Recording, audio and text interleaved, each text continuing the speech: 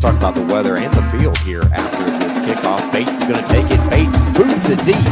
That's going to be in the end zone. I don't think he's going to return that. Oh, but he does. And so 2 yards deep, brings it out anyway, trying to cut up the right lane, but he'll be tackled inside the 20. So they not should have good coverage team. Media Middle Tennessee got some Game air of the under it Week, there, presented giving by the the Tennessee coverage team Highway time to Safety get down there and Fans don't let able to tackle the defender pretty quickly there. Let's go live. So it looks like it'll be about the 18-yard line where Summertown will start their first drive. You know, you had a chance to see them already this year. Can you kind of break down what you'll see from the Summertown offense? Yeah, you know, they in the opening game, it was they really had a difficult time moving the ball, what I can remember.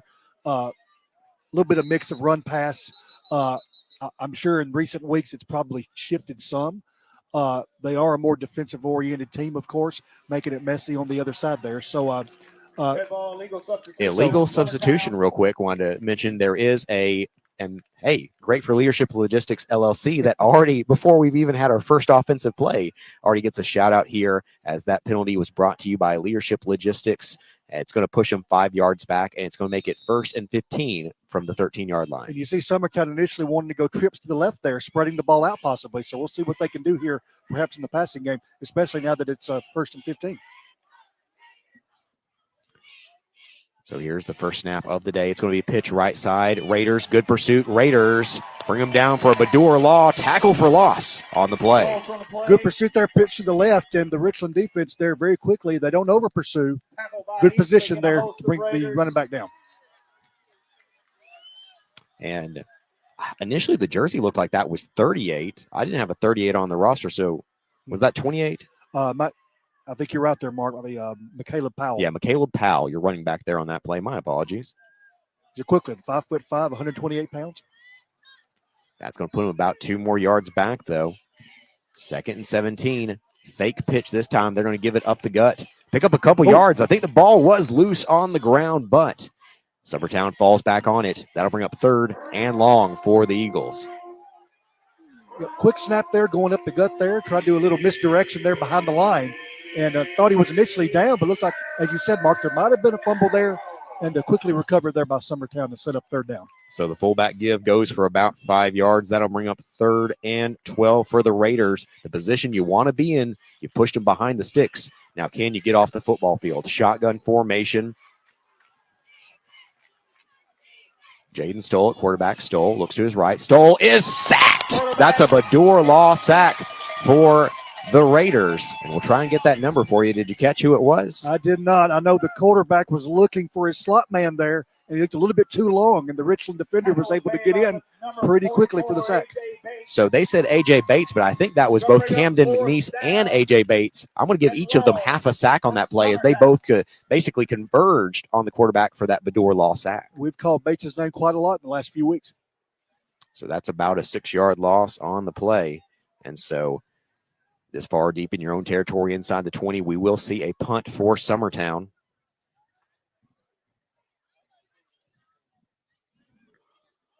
Here's the kick. Pretty good kick there. They're going to let it roll. And actually, I think this is going to roll past the 50. It will stop directly at midfield. So 50-yard line plus field position for the Raiders. Dylan, what did you think about that defensive stop? Yeah, you know, Richland had some help there with the early penalty there to make it 1st and 15. You don't want to play behind the sticks if you're Summertown. You don't want to get out of rhythm, and that's true for any offense. And then, of course, 3rd down there, the quarterback looking for the slot man down the seam, and he's looking a little bit too long there, and it gives the Richland defenders, Bates, as you mentioned, and the other defender time to converge there and make the sack there. So a good stand for Richland.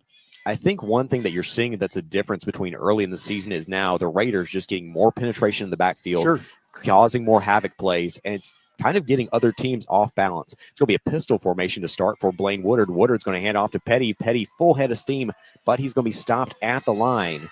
It'll be 2nd and 10, and that's really what we expected from the Summertown defense. We know they're a very strong unit, allowing less than 10 points per game. Yeah, you know, and there was no hole there. There was no seam there to pick.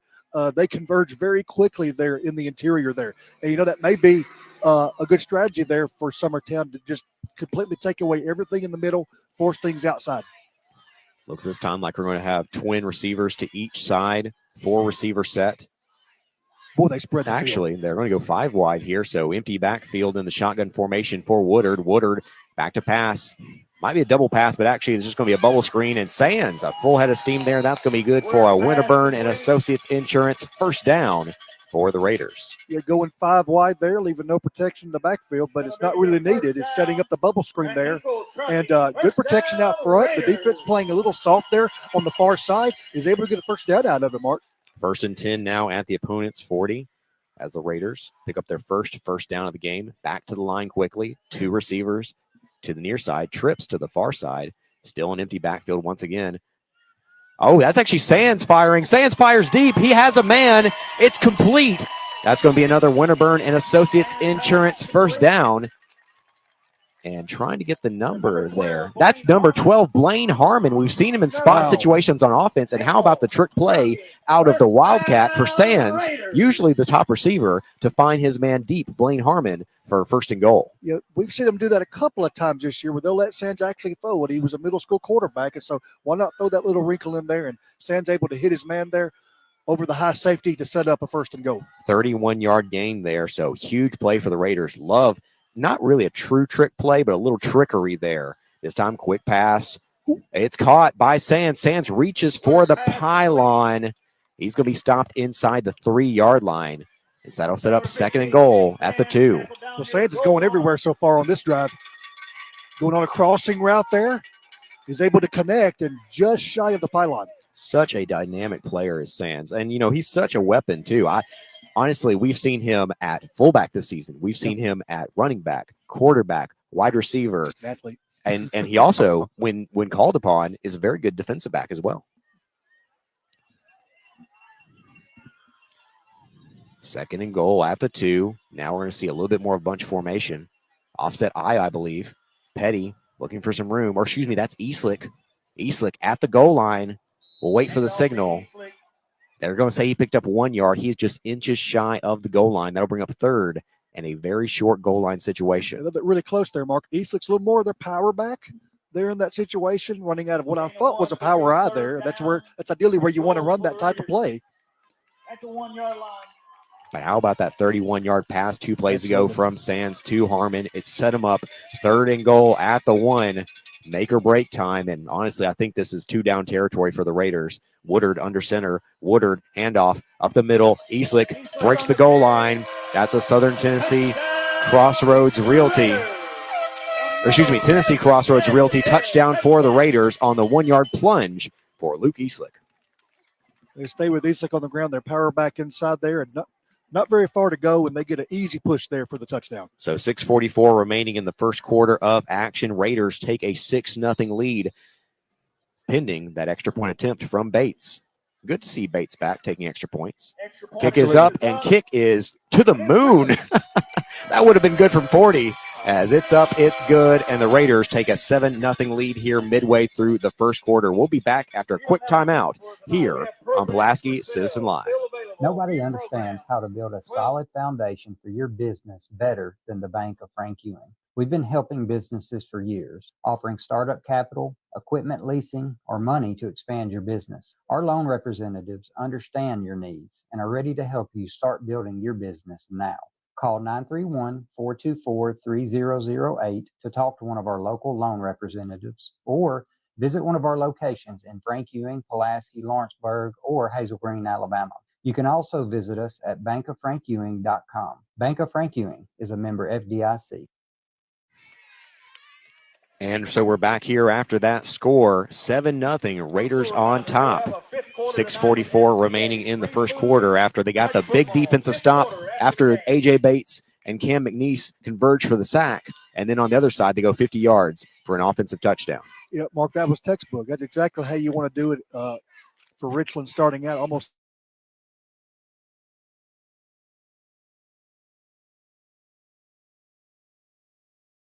boot this time. Wow, you have to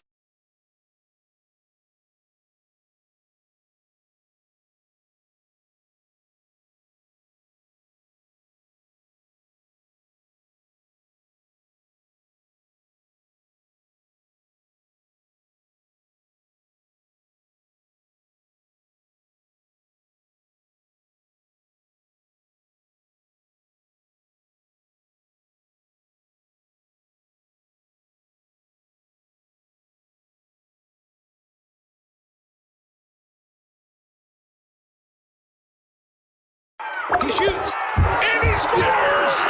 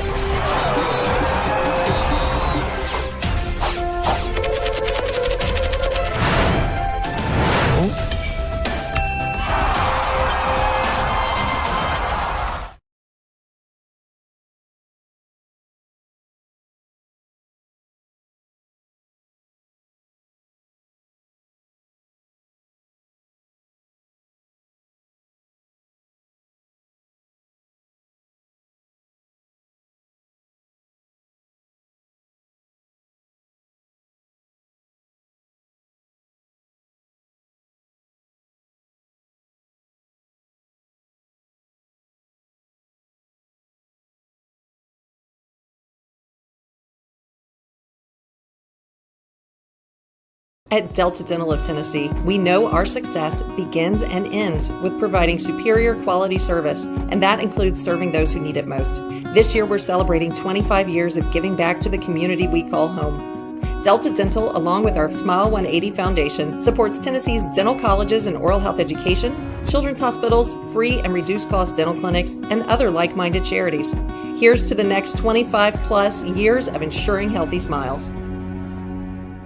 He only needed one. That was once again Quint Smith. So 1st and 10 at the Summertown 34 now. I like Smith. He's got some explosiveness at the fullback position. And this is basically the kind of offense that you saw them run versus, Wayne County run versus Richland earlier this year, and it was pretty effective. It's going to be keep up the middle. That's going to be a give to the fullback once again, Smith. 3 yards in a cloud of dust. Yeah, very traditional for 1A, 2A type schools, to be very run heavy. We've seen that quite a bit this year with teams like Collinwood and Cornersville to a degree. So no big shocker there, but I do find it interesting that they started out on their first possession prior to that penalty, trips to the left there, trying to spread it out. And since then, they've totally abandoned it. 2nd and about 6 now for Summertown. This time, I believe we're going to see it's like a Maryland dive. Yeah, it was a Maryland dive, but then they end up being offset. It's going to be a speed option. Quarterback Stoll is going to keep it. Stoll has got some speed. The 40, the 34-yard line before he's brought down. That's another Eagles first down. They're going to say down to the 33-yard line for Summertown. But they run that to perfection, don't they? I mean, it gives you so many options there with the fullback initially, the quarterback with the option to keep it or pitch there. That's what makes any kind of option offense hard to defend. You got to play sound defense, stay home, don't overplay. It can be very confusing for a defense if you're not used to seeing it very much. Well, remember last time they pitched on that play, and so I think they bit on the halfback there, and then Stoll makes one cut and shows that speed there for about a 20-yard gain. 1st and 10 from the 33-yard line. Give up the middle. Smith this time. Raiders, they stop him at the line, but he ends up picking up about 2 more, just sheer brute force. He's a load. I mean, they wrapped him up initially there. It's very quick, but he's just a hard man to bring down. I think that's what they used to say about you in your high school days, right, Dylan? Oh, my gracious. I wasn't so fortunate to wear the orange and black on the here at Wayne Hobbs Stadium. 2nd and 7 now for the Summertown Eagles. And I think we're going to see an offsides penalty unless there was motion on the play. So this will be another leadership logistics penalty flag. Dead ball. Offsides. So technically encroachment because you came across and touched the opposing player, and so turns a 2nd and about 8 into a 2nd and 3. Yeah, that was Chase Thomas and the junior. So Summertown really has something going now. They start at their own 20. They're now at the opponent's 25. 2nd and 3. Finally seen something different on this possession. Shotgun formation. Give to Smith. They have really, really relied on him as the bell cow this drive, and this time he will be turned back, but not before picking up a couple more yards. We'll see where they mark it. It'll be 3rd and 1 after a 2-yard gain. They stand him up there a little bit and try to push him back, but man, he is so hard to bring down. So this is the 2nd time this drive the Raiders have had a chance. 3rd and 1. By the way, it's 7-0 Raiders with 3:12 remaining in the first quarter. As you're listening to this game here on Pulaski Citizen Live, Richland, Summertown, non-region action, under center play. It's going to be a quarterback keeper, I believe, this time, as Stoll fakes the handoff up the middle, and he's going to have enough for a first down just inside the 20-yard line. For Summertown, first down. 1st and 10 at the 19. So first red zone appearance of the night for the Summertown Eagles. Good test for the Richland defense here on this drive. It's been quite a difficult one there for the Richland D, but you see Summertown there being a lot more methodical, able to kind of just slow down and run their game as they want to here, and it's been very impressive in their rushing attack so far. 3 first downs this drive for the Eagles, including a 29-yard run for Stoll. Stoll under center. Wishbone. Ooh. Handoff, fullback, up the middle. This time only about 1 yard, if that, on the play. That's a good push there in the interior there for the Richland defensive line. That was a different fullback that time.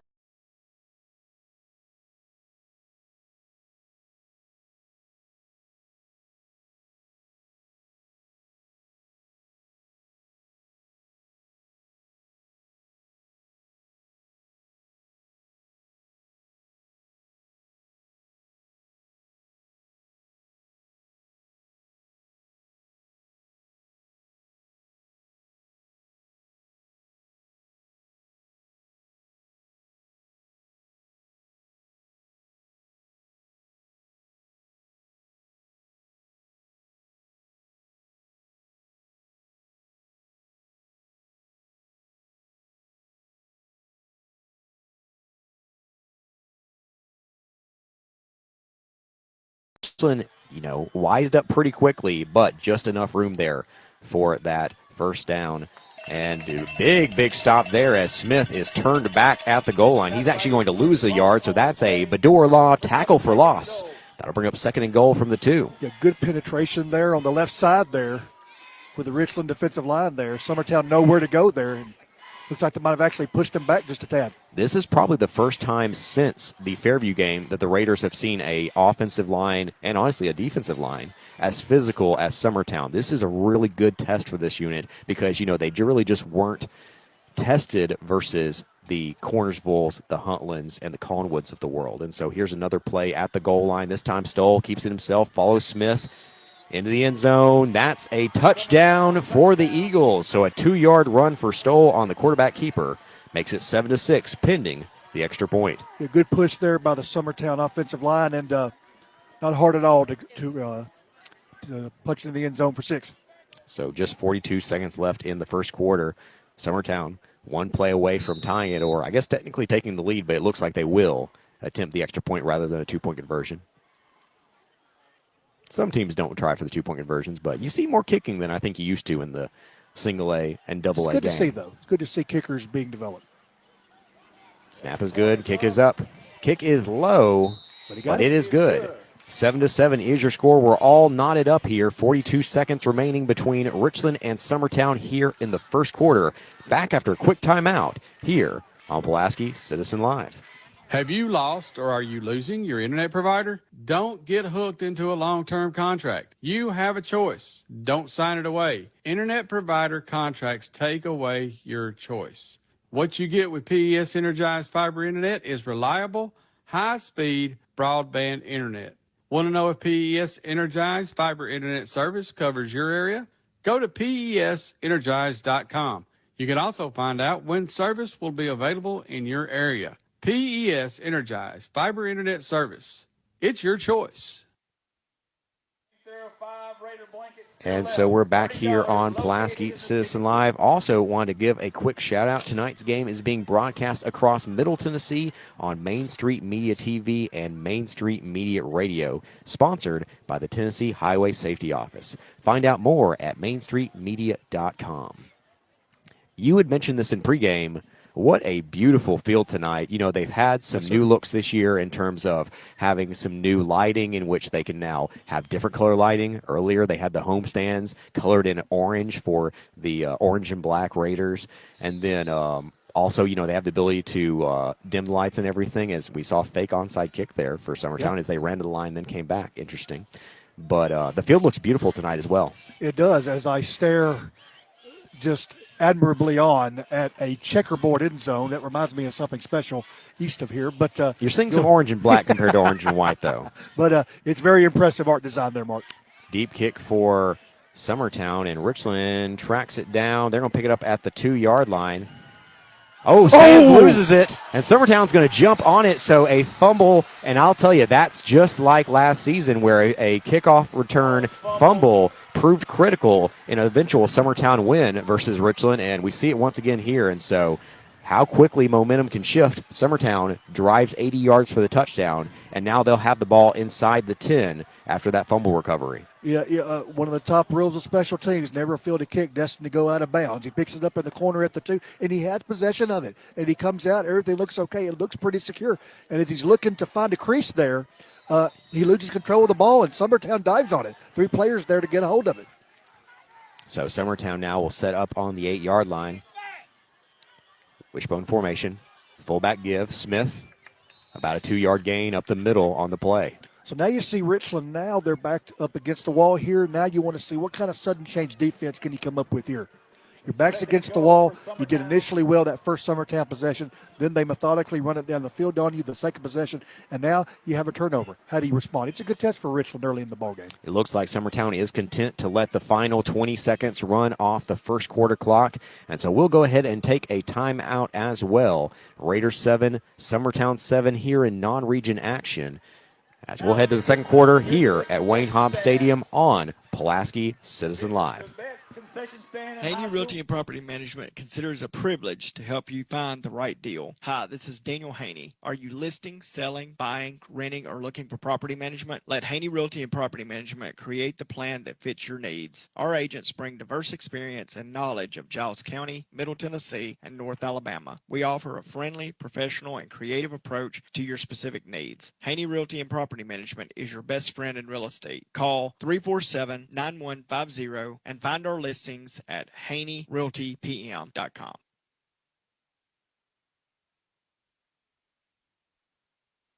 Pulaski Natural Gas proudly supports all Giles County schools, their students, and student athletes. Pulaski Natural Gas is dedicated to providing safe, reliable, efficient, clean-burning natural gas to their customers throughout Giles County. Please keep little ones out of harm's way by teaching them to stay away from the gas range, furnace, and other gas-burning appliances. If you smell natural gas and would like more information, call Pulaski Natural Gas at 363-1752. And always remember, call 811 before you dig. So the two teams head back onto the field for a second and goal from the 7. Here to start the second quarter of action, Richland comes out, scores their first offensive drive. Summertown drives 80 yards to tie it 7-7, but then a fumble on the kickoff gives Summertown a short field. We'll see what the Eagles can do with it. Wing back in motion, it's give to Smith up the middle. Smith pushing the pile with his offensive line. We'll see the signal, and that's going to be a touchdown for the Eagles. 7-yard rushing touchdown for Smith.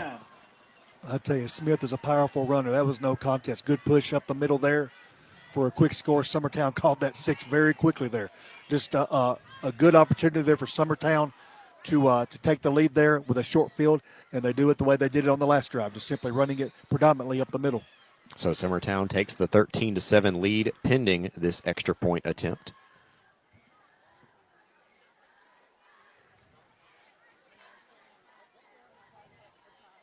They'll line up. Raiders got a little penetration on the extra point last time. Pretty good this time as well, but the kick is up, and it is true. That'll be a 14-7 lead for the Eagles, so 14 points in the span of about 40 seconds off the clock for the Eagles as they take the lead here at Wayne Hobbs Stadium. We'll be back after another quick timeout here on Pulaski Citizen Live.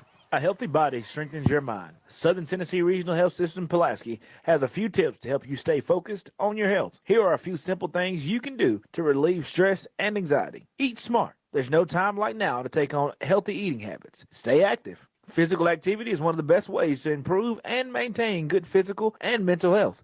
At STRHS Pulaski, they care about your health and happiness all year long. Visit them at southerntennesseepulaski.com. So we'll see how the Raiders can respond here at home. Remember, for those who are just tuning in, it is 14-7 Summertown over Richland, 11:53 remaining in the second quarter. The first of 3 straight home games to close the season for the Raiders. And Dylan, isn't that nice for the home faithful? It's a unique situation to be in. Almost at any level of sports, you never really see that. You only see like 3 in a row for home in a baseball situation, as is normal. But for football, basketball, hardly ever the case. So, but it is nice for the home faithful here at Richland to get 3 at home to end the season after starting on the road for 3 straight games. Probably the chilliest night we've had so far this year for football, and this almost kind of a short pooch kick there. Man's going to run up and bring it up, and going to get out to about the 40-yard line. So pretty good field position to start this drive for the Raiders. And last time out, they only had 50 yards to go for a touchdown. They made it look pretty easy. I think they're in desperate need of a touchdown here just to push back momentum after a fumble really allowed Summertown to seize it back. Well, you touched on that word, Mark. That's an elusive word, momentum. It's always changing hands, and, Richland starts out very strong. Summertown had a very quick 3 and out there to start, and then just like that, here we are, 14-7, taking advantage of the Richland turnover. You got to reestablish some of that here if you're the Richland offense. So it'll be Richland ball at their own 39-yard line. We're going to see a pistol formation once again. Trips to the right. Play action. Going to fire kind of a wheel route there for Sands. Sands gets underneath it, but a good play there made by the defensive back for Summertown. That's Logan Love with the pass breakup. I saw that coming on the wheel route there, and he put it where the receiver could get it, but right at the last second, Logan Love there, the senior, able to get his hand in there. Good coverage there. That's one of the rare times where every single person involved on that play made a good play. Yeah. Sands ran a good route. Woodard put a ball in a good spot there. Really excellent throw. And at the end of the day, Love also had great coverage. And so that's one of the few times where no one made a mistake. That's just good football start to finish. I think now it's going to be Sands in the Wildcat. We saw him throw out of it earlier. This time he will run the ball and has a pretty good run there, but I believe the ball is on the turf. We'll see. Do they say this is a second fumble for the Raiders? They're fighting over at the bottom of that pile, but the ball definitely hit the turf. And this may take a little while to untangle these players. Summertown says they have it. And they do. So a second straight fumble for the Raiders. Just a tough night after we had talked about earlier this season. They're usually the team winning the turnover battle and in key situations. That's a good point, Mark. So far it's been Summertown in this first half doing that. Very opportunistic defense, as we talked about in pregame. And Sands, he had a good run there. He's a tough runner. He's fighting for extra yardage. And in the midst of fighting for that extra yardage, they're able to punch it out there. And Summertown now, second turnover of the night for Richland on a fumble there. And this time Summertown on the Richland side of the field, right about the 48-yard line. Summertown ball at the opponent 48, as you just said, 1st and 10. It's going to be, a double fake handoff. Now they're going to try to throw it deep. They end up just finding the man in the flat, and incomplete pass. That one was just dropped, Dylan. That was good coverage there. He wanted the man downfield there, had double coverage on him, and so he goes to the underneath man. And really, he wasn't in good position there. He could have caught the ball, but looked like a little bit of alligator arms there, and the defender right there with him. 2nd and 10 now for the Eagles. And what has already been an exciting matchup of momentum swings so far tonight. 11:25 remaining in the second quarter, 14-7. Summertown leads it here at Richland. Once again, non-region action between these two teams. 6-1 Raiders, 5-2 Eagles. They've both had really, really good seasons after, last year their seasons kind of had fallen apart. Under center play, it's a Maryland I. It's going to be a speed option, but he's not even going to get to pitch it because it's a big tackle for loss by Shooter Foster. That tackle for loss brought to you by Bador Law. Well, we've said his name quite a few times in the middle of the season here. Foster's having himself quite a year. Boy, he shot out of that like a cannon to take the quarterback out of his rhythm there. And remember, on the first drive, when they got the 3 and out, what did they do? They got a big play to put them behind the sticks. And now 3rd and 13, you're in the same situation. Absolutely, Mark. This is what you want to do if you're the Richland defense. You got it behind the sticks now. And Summertown being a run-first offense, see if they go to the air here. Wishbone, Stoll under center. Here's a pitch. In the backfield, he's going to break a first tackle. Gets to the edge. Might have run into his own guy there and ends up picking up 8 yards, but he needed 13 on the play. And so, a little bit of decision time for the Eagles. 4th and about 5. Your opponent's 44. What would Lane Kiffin's coach tell you about this? Oh, gosh, analytics is not my forte, Mark, but I would say there's a good chance they might go here, although looks like they're running the offense off the field now. But interesting there, it could have been a two-down territory type situation because they went for the pitch there to the right there and ended up getting a good chunk of yards out of it. I was very surprised. That was Kason Bailey on that carry, by the way, and really good job to outrun a defender in the backfield, break that tackle. But now looks like Summertown may be content, pending a potential fake here, to give the ball back. Ooh, it's a low one. It actually skips off the turf before it gets to the punter, but he gets away a pretty good punt down there, and that's going to roll down to about the 9-yard line. And so good net punt.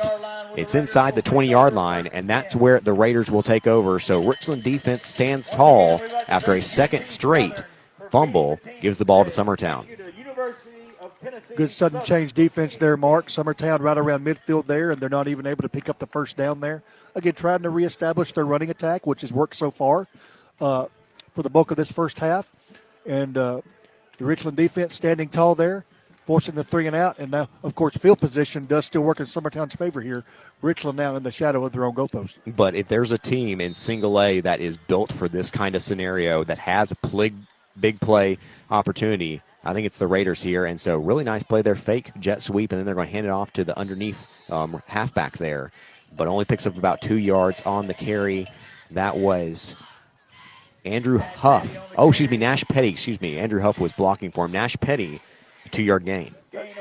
Mark, if I'm not mistaken, that's the first time I've heard Petty's name tonight. He's usually the workhorse there in the backfield. 2nd and 8 for the Raiders now. Shotgun formation.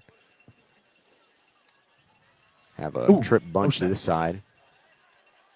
I think that was a quick pitch forward to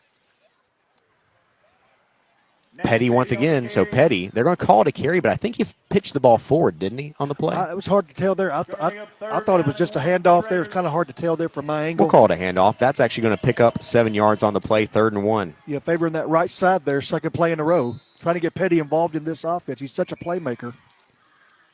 Going to see a timeout on the field by the Raiders, 3rd and 1. So conversion time for the Richland offense. 8:52 remaining in the second quarter, 14-7.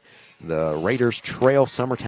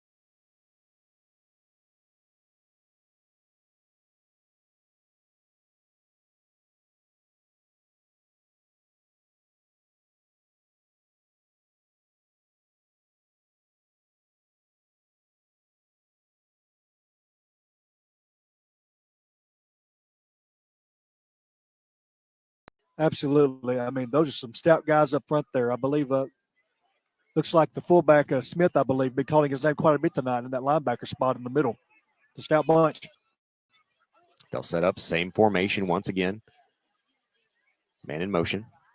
This time, run to the outside. I believe that might be Harmon who had the big carry earlier. Excuse me, that's Huff again. My apologies. I'm struggling with numbers rarely. Hey, tonight some of them here, run so together, you know. that's going to pick up about 5, maybe 6 yards on the play. I thought the defensive back there, number 10 there, did a good job of sealing that off. And Huff, just the strength to even get past that to get 1 more yard added to it. So after Andrew Huff's 5-yard carry, it'll be 3rd and 4 for the Raiders. So conversion time, once again, you started in the shadow of your own goalpost. You've moved it out to the 27. But now you have 3rd and 4, trying to stay on the field. Same form logistics, LLC flag incoming. And that's a dead ball encroachment called against Summertown. So a second straight Winterburn and Associates Insurance first down for the Raiders. 3rd and 4 can be very tricky, Mark. You could go to the ground here. If it's a 2-down territory, there's no question you stay on the ground. But in this case, you're not really sure. You're in your own territory there. Could be a passing situation, and then you get the encroachment. And that's something that you want to limit as a defense, of course. You don't want to give the opposition any help. And Summertown has struggled a bit tonight with some of those penalties, and especially in key situations. Now it's going to be a shotgun formation. Looks like that same play as earlier, where it's a screen to the outside to Sands. This time, though, doesn't get quite as much as it did the first time. Maybe 1, maybe 2 yards at most. Yeah, Mark Sands was left on an island that time. three white-shirted defenders there to greet him. Only a 1-yard gain on the play. Raiders really have not tested Summertown deep yet, and that deep passing game has been one of the hallmarks of the Raiders this year. Yeah, I keep waiting. Like, are they trying to keep the defense contained kind of inside there before they air it out? Maybe we'll see something here as the drive continues. 2nd and 9, play action. Oh, intercepted by Summertown, and they're bringing this one back. Raiders, a 3rd turnover here in the first half, and Summertown will return it to the 34, where they will start another offensive possession in opponent's territory. Woodard stared his receiver down there, and the linebacker sees it all the way, cuts in front. It wasn't a very deep pass, so they do try there about an intermediate pass there, maybe 20 yards, and he's able to run it back there in Richland territory. Another turnover for Richland. That was a Max Dillard pick there, so hats off to that young man. One of the better coverage plays that I think I've seen this year. 1st and 10 at the opponent's 34. Yeah, you had 1-on-1 deep here, but he goes to the underneath man. The linebacker picks it off. I think that's only his 3rd interception of the year. So Woodard's been a really good game manager in terms of, keeping the ball for his team, but tough situation there. And once again, that's now 3 turnovers in the first half for the Raiders. They trail 14-7 with 5:55 remaining in the second quarter. We talk about playing a clean game as much as you can. Obviously, there's going to be some hiccups as you go throughout the course of the game, but you don't want to help the opposition out. And 2 fumbles now, and then here in the air. I mean, this is what Richland does. They dictate, and right now that's just not happening. This is tied for the most turnovers they've had all season long. They, of course, committed 3 in a really rain-soaked game versus Huntland when Hurricane Helene came through. Give up the middle. I believe that time that's going to be Caden McCrory. Nice surge there. Good blocking up front there. First down, Summertown. Down to the 21.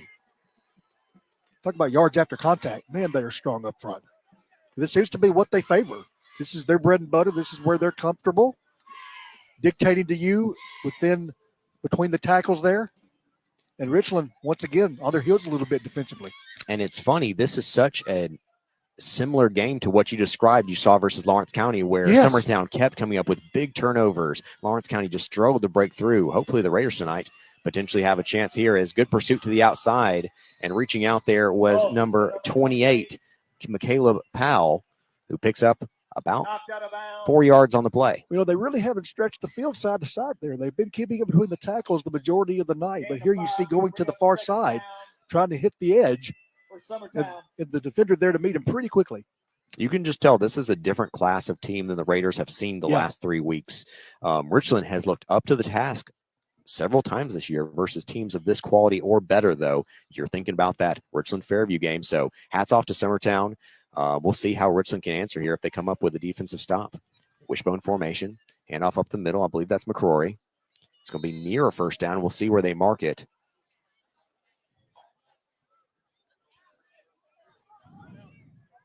Third and 1. Going to bring up 3rd down and 1. They just don't lose yards. Just so tough up the middle there. Just always a good push there for the up man. And now 3rd and 1. Well, I tell you, that's just taking a beating inside there in the trenches. But you look at some of these impressive Summertown wins this year. They've beat 5A Lawrence County. They've beat a really good AA Loretto team. And that's a great rivalry series there. Absolutely. They're winning all the important games. And so this is a really, really good bunch. Fullback give up the middle. It's Quint Smith. They turn him back, but I think he probably picked up 2 yards on the play, and that's going to be enough for a first down at the opponent's 10-yard line. Just the little things like that, though. It's 2 yards, but it's an impressive, hard-fought 2 yards there to pick up the first down. So we'll see if they do remove the chains. They will indeed. So 1st and goal at the 10. When those add up, Mark, over the course of a game. Summertown trying to make it a 2-score lead here, 3:50 remaining in the second, and almost more importantly, they're milking time off the clock because they know Raiders get the ball to start the second half. It's going to be a speed option for Stoll. Stoll gets down to about the 3. Mark, you made a good point there. Sometimes time of possession can be criticized. It's often inflated. It's not as important as the other stats. But in this case, when you play keep away like this, you keep a powerful, high-scoring offense off the field. I mean, it certainly works in your favor. You go into the half up 21-7 compared to potentially 21-14. That's a world of difference with the other team getting the ball to start the second half. Absolutely. So it'll be 2nd and goal from about the 3 now. Would imagine we'll see a heavy dose of Smith here. He's your fullback on the play. Stoll under center, wing back in motion. I believe that was a give to Smith up the middle. Smith probably falls forward for a yard. That close quickly. 3rd and goal.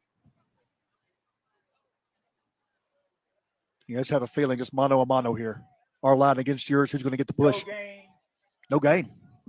Going to bring up 3rd and goal. They said no gain over the PA, but I think he did get down to the 2-yard line. So I think we're going to call it a 3rd and goal from the 2 now. The Raiders have 2 plays to stop Summertown from getting 2 yards. Can the Eagles' offensive line impose their will, or will Richland's defense? And it could very well be a toss-up here. We've seen it from Summertown consistently all night here, being able to get a push. But we've also seen the Richland defensive line come up big over the course of the season.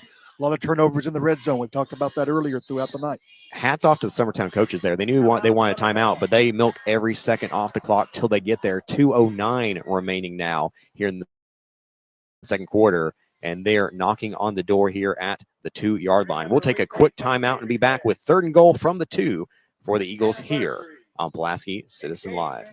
High interest rates mean your money is worth more, and Bank of Frank Ewing offers lots of ways for your money to earn you money. If you have money that you won't need access to for 6 months to a year, consider moving it to a CD at Bank of Frank Ewing. Your checking account can also earn you cash rewards with Casasa Checking. That's right, rewards paid each month with no minimum balance required. Give us a call at 931-424-3008 or visit our website at bankofrankewing.com to learn how to put your money to work for you. Bank of Frank Ewing is a member of the FDIC. So the teams will head back out on the field. Want to remind everyone, tonight's game is being broadcast across Middle Tennessee on Main Street Media TV and Main Street Media Radio, sponsored by the Tennessee Highway Safety Office. Find out more at mainstreetmediatv.com. 3rd and goal from the 2. Wishbone formation, Stoll under center. Mascot stepped in front of the play on there. I think it was a give up the middle to Smith, though. 2-yard run, and they're going to put up their hands for 6. That is a touchdown for Smith, and a 20-7 lead for the visiting Eagles. The Summertown, once again, doing really what's worked for them throughout the majority of this first half with that push from the offensive line there. Short yardage, it's worked for them all night long. And now Richland trailing by 2 scores. And you have to feel like if not for the turnovers, you're probably even potentially leading this one. But, sure, it's not as if the turnovers are all Richland's fault. Summertown's done a great job. I mean, that interception, that's just such a well-read play to be able to pick that one off. They're seeing some physical tackling from the Eagles. They're ripping the ball out. And so Summertown defense just doing what they do best. And that's coming up with turnovers. Extra point is up. Extra point is good. 21-7. The Eagles lead with 2:04 remaining in the second quarter. We'll be back after a quick timeout here on Pulaski Citizen Live. Are you ready to unlock exciting career opportunities right here in Giles County? Look no further. Introducing M&M Staffing, your hometown staffing agency. Meet the faces behind the commitment. Owner John Braden Harper and recruiters Cree Holt and Mercedes Houston. M&M Staffing goes the extra mile supporting local schools, athletes, organizations, and causes that matter to you. Ready to take the next step in your career journey? M&M Staffing. Visit us on Facebook, drop by our office, apply online at mnmstaffing.net, or give us a call. When it comes to your career, think local, think M&M Staffing. Haney Realty and Property Management considers it a privilege to help you find the right deal. Hi, this is Daniel Haney. Are you listing, selling, buying, renting, or looking for property management? Let Haney Realty and Property Management create the plan that fits your needs. Our agents bring diverse experience and knowledge of Giles County, Middle Tennessee, and North Alabama. We offer a friendly, professional, and creative approach to your specific needs. Haney Realty and Property Management is your best friend in real estate. Call 347-9150 and find our listings at HaneyRealtyPM.com. And we're back here for the kickoff from Summertown. They just took a 21-7 lead here with 2:04 remaining in the second quarter, as Raiders in need of an answer here after committing 3 turnovers so far in the first half.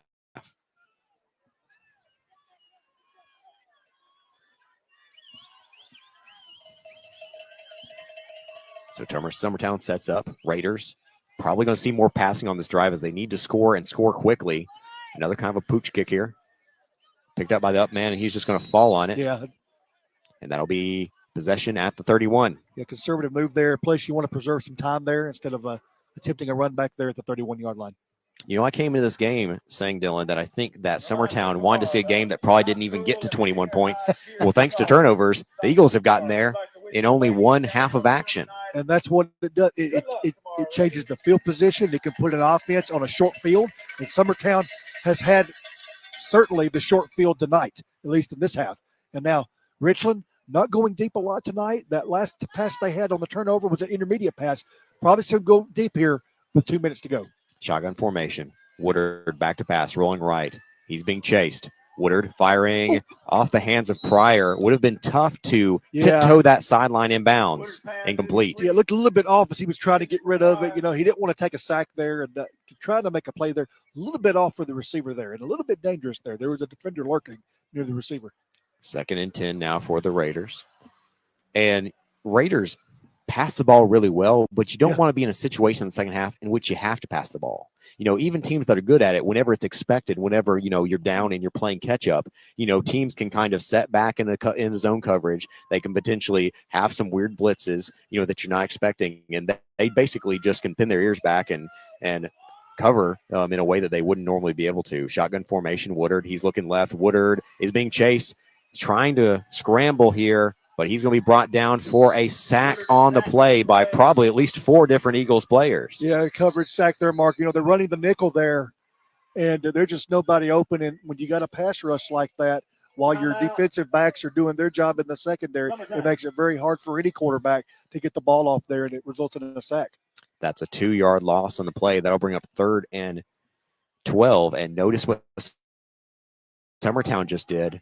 They're planning on getting a stop here on 3rd down, and they call the timeout on the play so that they have more time if they get the ball back with 1:41 remaining in the second quarter. It's a confident move, but it's a move that they have to make because it's Richland that gets to start out with the ball to start the second half. Summertown has, with the exception of 3 penalties, I think coached in terms of the calls by the coaches and played virtually a perfect game here tonight. I can't say enough about how well the Eagles have executed here at Wayne Hobbs Stadium. Yeah, they it's just surprising to me, you know, with that first possession, they go with the trips to the left there.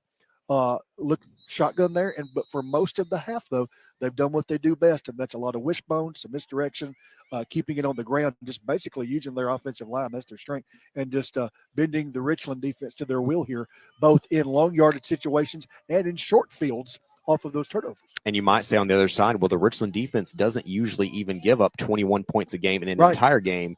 But the problem is the offense has put them in bad situations because of those 3 turnovers. Shotgun formation, bunch receivers to the left. Woodard back to pass. Woodard looking. Woodard going to have to scramble here. Still with his eyes downfield. He fires, finds his man. That's Huff. Huff stays on his feet long enough to get the first down. He's got more.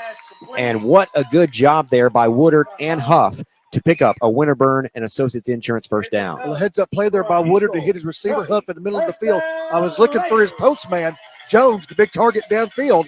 But with pressure there, he ends up going underneath, and Richland continues to move the ball. 1st and 10 at their own 43-yard line. Woodard will roll right. Woodard sideline. Ooh, finds Sands. Sands able to stay in bounds to make the catch. Going to pick up about 8 yards on the play, but I think they're saying that they need to well, actually, no, they did stop the clock. They're going to say he fell down out of bounds. That was tight there. They're favoring that roll out there to the right there for Woodard. And a good catch there. A little bit high, though. Good way to hurt your receiver if you're not careful there. 2nd and 3 at the opponent's 49-yard line now. Shotgun formation once again. Woodard, quick fire, finds Jones. Perfect play call there. Jones gets out of bounds. Winterburn and Associates Insurance first down. That's everything about that's perfect, Dylan. Absolutely. He's got the big target in Jones there on the sideline there. He plays it perfectly there. It's really taking advantage of the Summertown defense that's really playing prevent in that position. By the way, that was a 14-yard gain earlier from Woodard to Huff. That play, a 9-yard gain. Looks like they have gone to the dime package. 3 receivers far side. Woodard back to pass. Woodard going to scramble. Pointing. Oh, he's going to keep the ball now. He's got some speed. He's got a first down and more. The probably longest run we've seen from Woodard all year long. As he gets down to the 16-yard line, that's another Winterburn and Associates Insurance first down. And I think we're going to see a timeout for the Raiders here. 54 seconds to work and 16 yards to go. How about this drive, Dylan? He's looking downfield there initially, but once again, the Summertown pass rush getting to him. But this time, Woodard's able to evade it. And like you said, his longest run maybe of the year for Woodard. That was such an impressive run there. Nifty bit of running there. Keep the drive alive there. In Richland, having to go outside. You're not seeing a lot in the middle there. I think the first pass completion of this possession, you saw that when he was under duress, but really favoring the outside there. The pass to Jones here on the sideline and to Huff as well here, rolling him out. You always want to do that with the quarterback, get him comfortable for pressure on those rollouts. And in this case, Woodard, nifty bit of running there to get inside the 20. I think that was definitely his longest run of the year. And Woodard actually is a pretty quick runner. Yeah. They don't run him because they don't want to risk injury, Sure. because he potentially is your most important player on the entire team. And once again, you don't want to take him to take shots, but what did he do at the end of the play? He slid to avoid contact. I mean, it's textbook. Poised. I've said that all year about him. He knows where he is. He knows what he's doing. He's that senior veteran that brings you that leadership. 1st and 10 of the 16 would be huge for the Raiders if they can punch this one in. Shotgun formation, Huff in motion. Woodard, he's got looking, time. Rolls. Might need to run it here. Pointing for his man. He's going to keep it, and he picks up about 5 yards on the run. Summertown trying to act like they might be trying to steal the ball after the play was over, but I believe the runner was down. Yeah, that was good pressure there by Ethan Townsend coming in. A big guy there, falling on top of Woodard there. Just a good job by Woodard to secure the ball there and going down. That's the one thing the Raiders can't do here potentially is lose the football. It's going to be 2nd and about 6. Woodard fires, has his man Pryor, but it's stripped out at the last moment. Incomplete pass. Well, that was tight. I mean, I like the idea there. He's in position. A slew of flags on the play, though, so that's going to be a Leadership Logistics LLC penalty, and it's going to be holding against the offense. That'll set them back. Yeah, things have been clicking overall for Richland here on this drive. You got Summertown in more of a prevent type defense, kind of a bend but don't break situation. And you certainly don't want to do this to break momentum if you're Richland. Raiders will set back up 2nd and 16. I'm going to sound insane saying this probably, but with so little time left and you have a big 3rd down there if you decline, part of me almost says I'd rather have the loss of down than the yardage lost and potentially try to stop them 2 straight plays rather than 3 straight plays. Right. I'm probably the only one who feels that way. No, it's one less you have to deal with, so I completely understand where you're coming from. It'll be 2nd and 16 now for the Raiders. 3 plays to work with, and probably only 3 plays that they can even take here with 20 seconds. Woodard. It's a good protection. Might run it here. Fires. He's got a man. Jones, end zone. That's a Tennessee Crossroads Realty touchdown for the Raiders. As what a play by Blaine Woodard and Luke Jones. Once again, the pocket started to collapse around him, but Woodard with good awareness that time, and he finds Jones, his biggest receiver, getting behind the deep safety in the end zone. Nobody's around him. He's wide open for the score, and he hits him. And part of that made that work is the fact that Woodard as a threat to run once again. I think that he potentially pulls some players up there, has a man wide open, so he gets back right to the line of scrimmage and then hits his man wide open in the end zone. So a 22-yard touchdown pass to Jones brings the Raiders within 21-14 with 10 seconds remaining before the half. We'll be back after a quick timeout. You're listening to Richland High School football here on Pulaski Citizen Live. First Realty Group is a proud supporter of the students and faculties at Richland and Giles County High Schools and all Giles County schools. When the time comes to sell your property or buy that dream spot, make sure you seek out one of the real estate professionals at First Realty Group. You can see their listings at www.frg1.com. Call them at 363-2644 or visit them on the east side of the Pulaski Square. Just look for that big rocking chair and find out why First Realty Group is first for a reason. Pulaski Natural Gas proudly supports all Giles County schools, their students, and student athletes. Pulaski Natural Gas is dedicated to providing safe, reliable, efficient, clean-burning natural gas to their customers throughout Giles County. Please keep little ones out of harm's way by teaching them to stay away from the gas range, furnace, and other gas-burning appliances. If you smell natural gas and would like more information, call Pulaski Natural Gas at 363-1752. And always remember, call 811 before you dig. So huge play for the Raiders as they drive the field and score on a 22-yard touchdown pass from Blaine Woodard to Luke Jones. A Tennessee Crossroads Realty touchdown for the Raiders. And after that kickoff return for Summertown out to the 29, just 4 seconds, you kind of feel like they're probably just going to run the ball real quick or maybe even take a knee and get into the half up by 7. Yeah, you don't want to risk anything here. Just simply go down. I think that's what you'll see. Summertown has just played really a dominant first half in their rushing attack here. I think it would be a smart move here, but what an answer by Richland there when you needed it most. In Richland, we saw getting back to the things they do best here and take advantage of a Summertown pass defense where they might be playing a little bit soft, and it assisted Richland in getting down the field there. So unusual set here is it's going to be a pistol with 3 backs, and they're actually going to hand it up the middle to Smith. Smith, 2 yards, and that will do it for the second quarter of action. So 21-14 Summertown leads, but Raiders, after losing the turnover battle 3-0 in the half, have to feel probably pretty good about where you are. Absolutely, Mark. I mean, when you commit 3 turnovers in a half, that could potentially be a recipe for disaster. And to only be down 1 score, a testament to the Richland defense as a whole and the Richland offense having to score when they needed to the most here right before halftime. And on top of that, they get the ball to start the second half.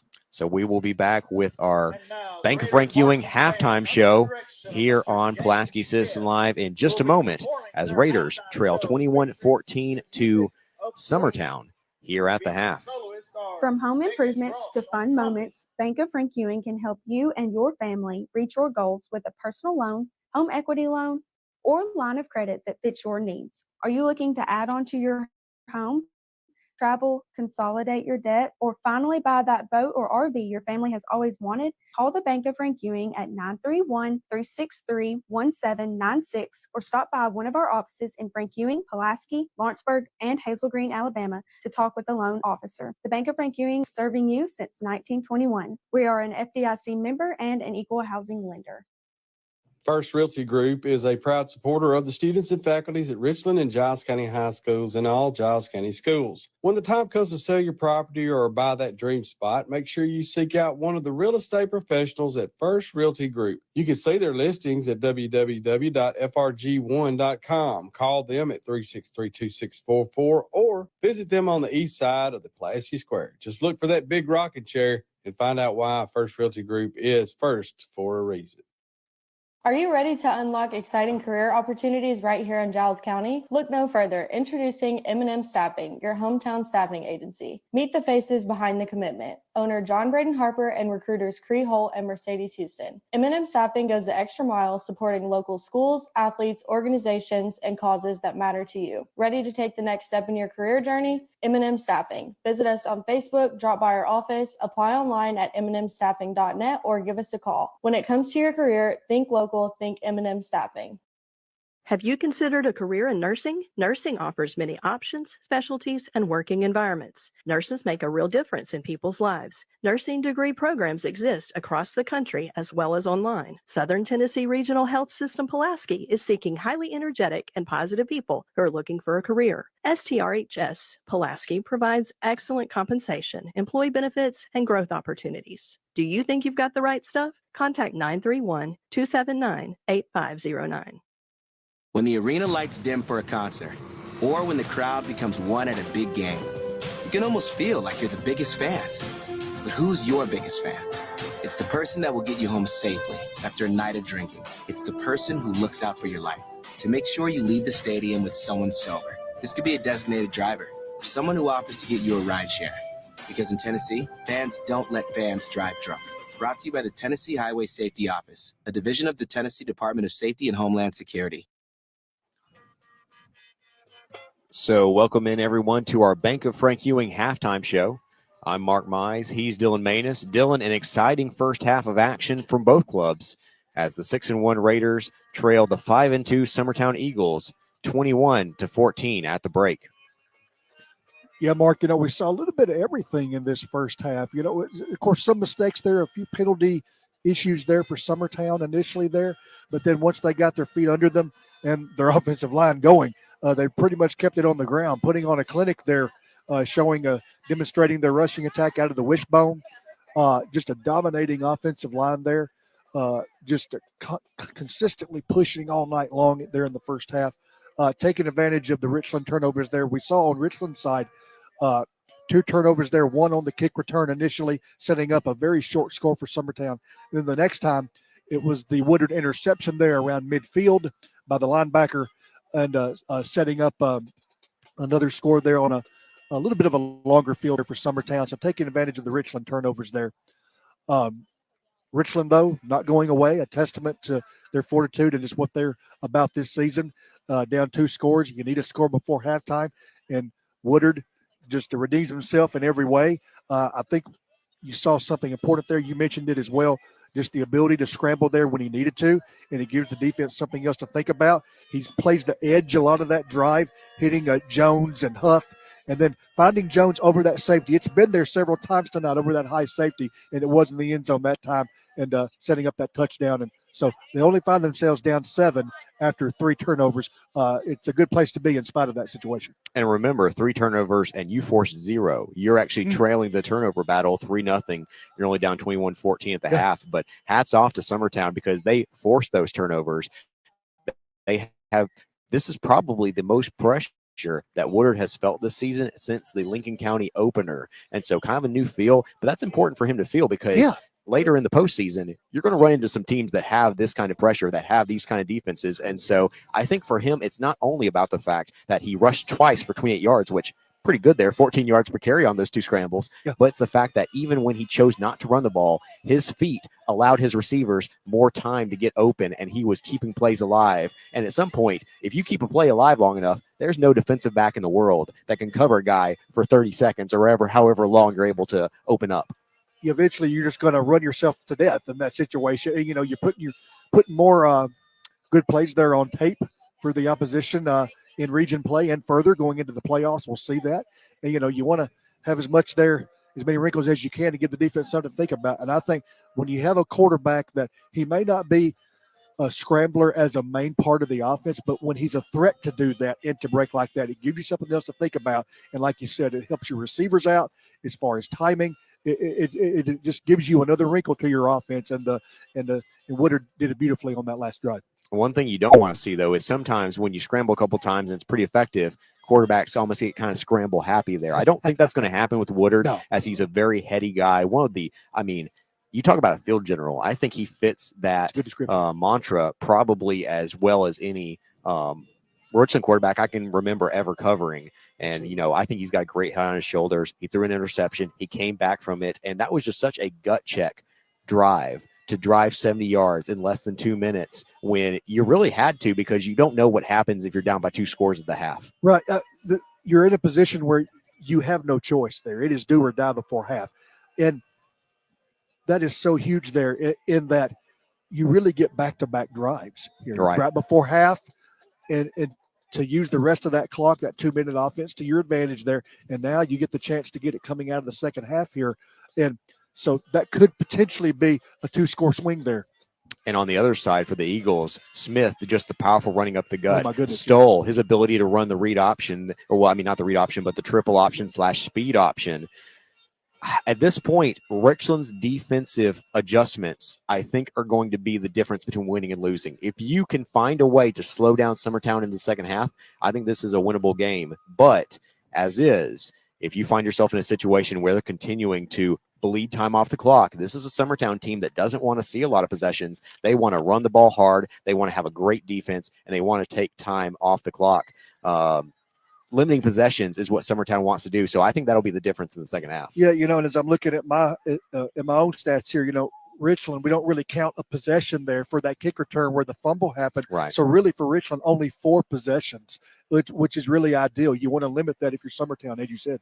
And note, they haven't punted all night. Good point. They've been stopped twice on offense, and both times it was an interception and a fumble. And so it's not as if the Summertown team has been able to get them off the field on sets of downs. It's just big plays. And once again, hats off to the Eagles for being able to do that. Have some scoring updates from around the area as the Bobcats of Giles County lead 42-0 over Community, to the surprise of no one who has seen Community play football the last 2 years. Wade Neely has the call over there. And so I think we're going to see a running clock in the second half. And hats off to Wade Neely, as one, willing to make that trip by himself, but two, he always says to me, there's a rule. Richland can't finish after Giles County. No matter what happens, y'all are going to finish first. Well, tonight, Wade, I believe that y'all probably are going to finish first. Looking at some of the other scores, East Hickman in a little bit of a surprise to me, although I'd heard there's some turmoil in the Mount Pleasant locker room based on some information I heard today.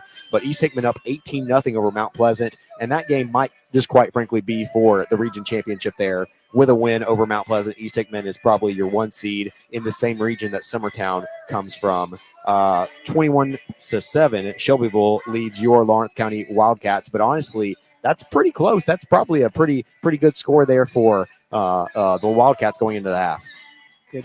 You're right, Mark. I didn't quite catch that. Yeah, only up 2 scores there. Yeah, and Shelbyville, you know how good they've been in recent years. And so I don't see any other scores of note just yet. I'll keep looking for you, but we're going to go ahead and take another timeout. You're listening to the Bank of Frank Ewing halftime show. Summertown leads 21-14 over the Richland Raiders here at Wayne Hobbs Stadium. Back in a couple minutes here on Pulaski Citizen Live.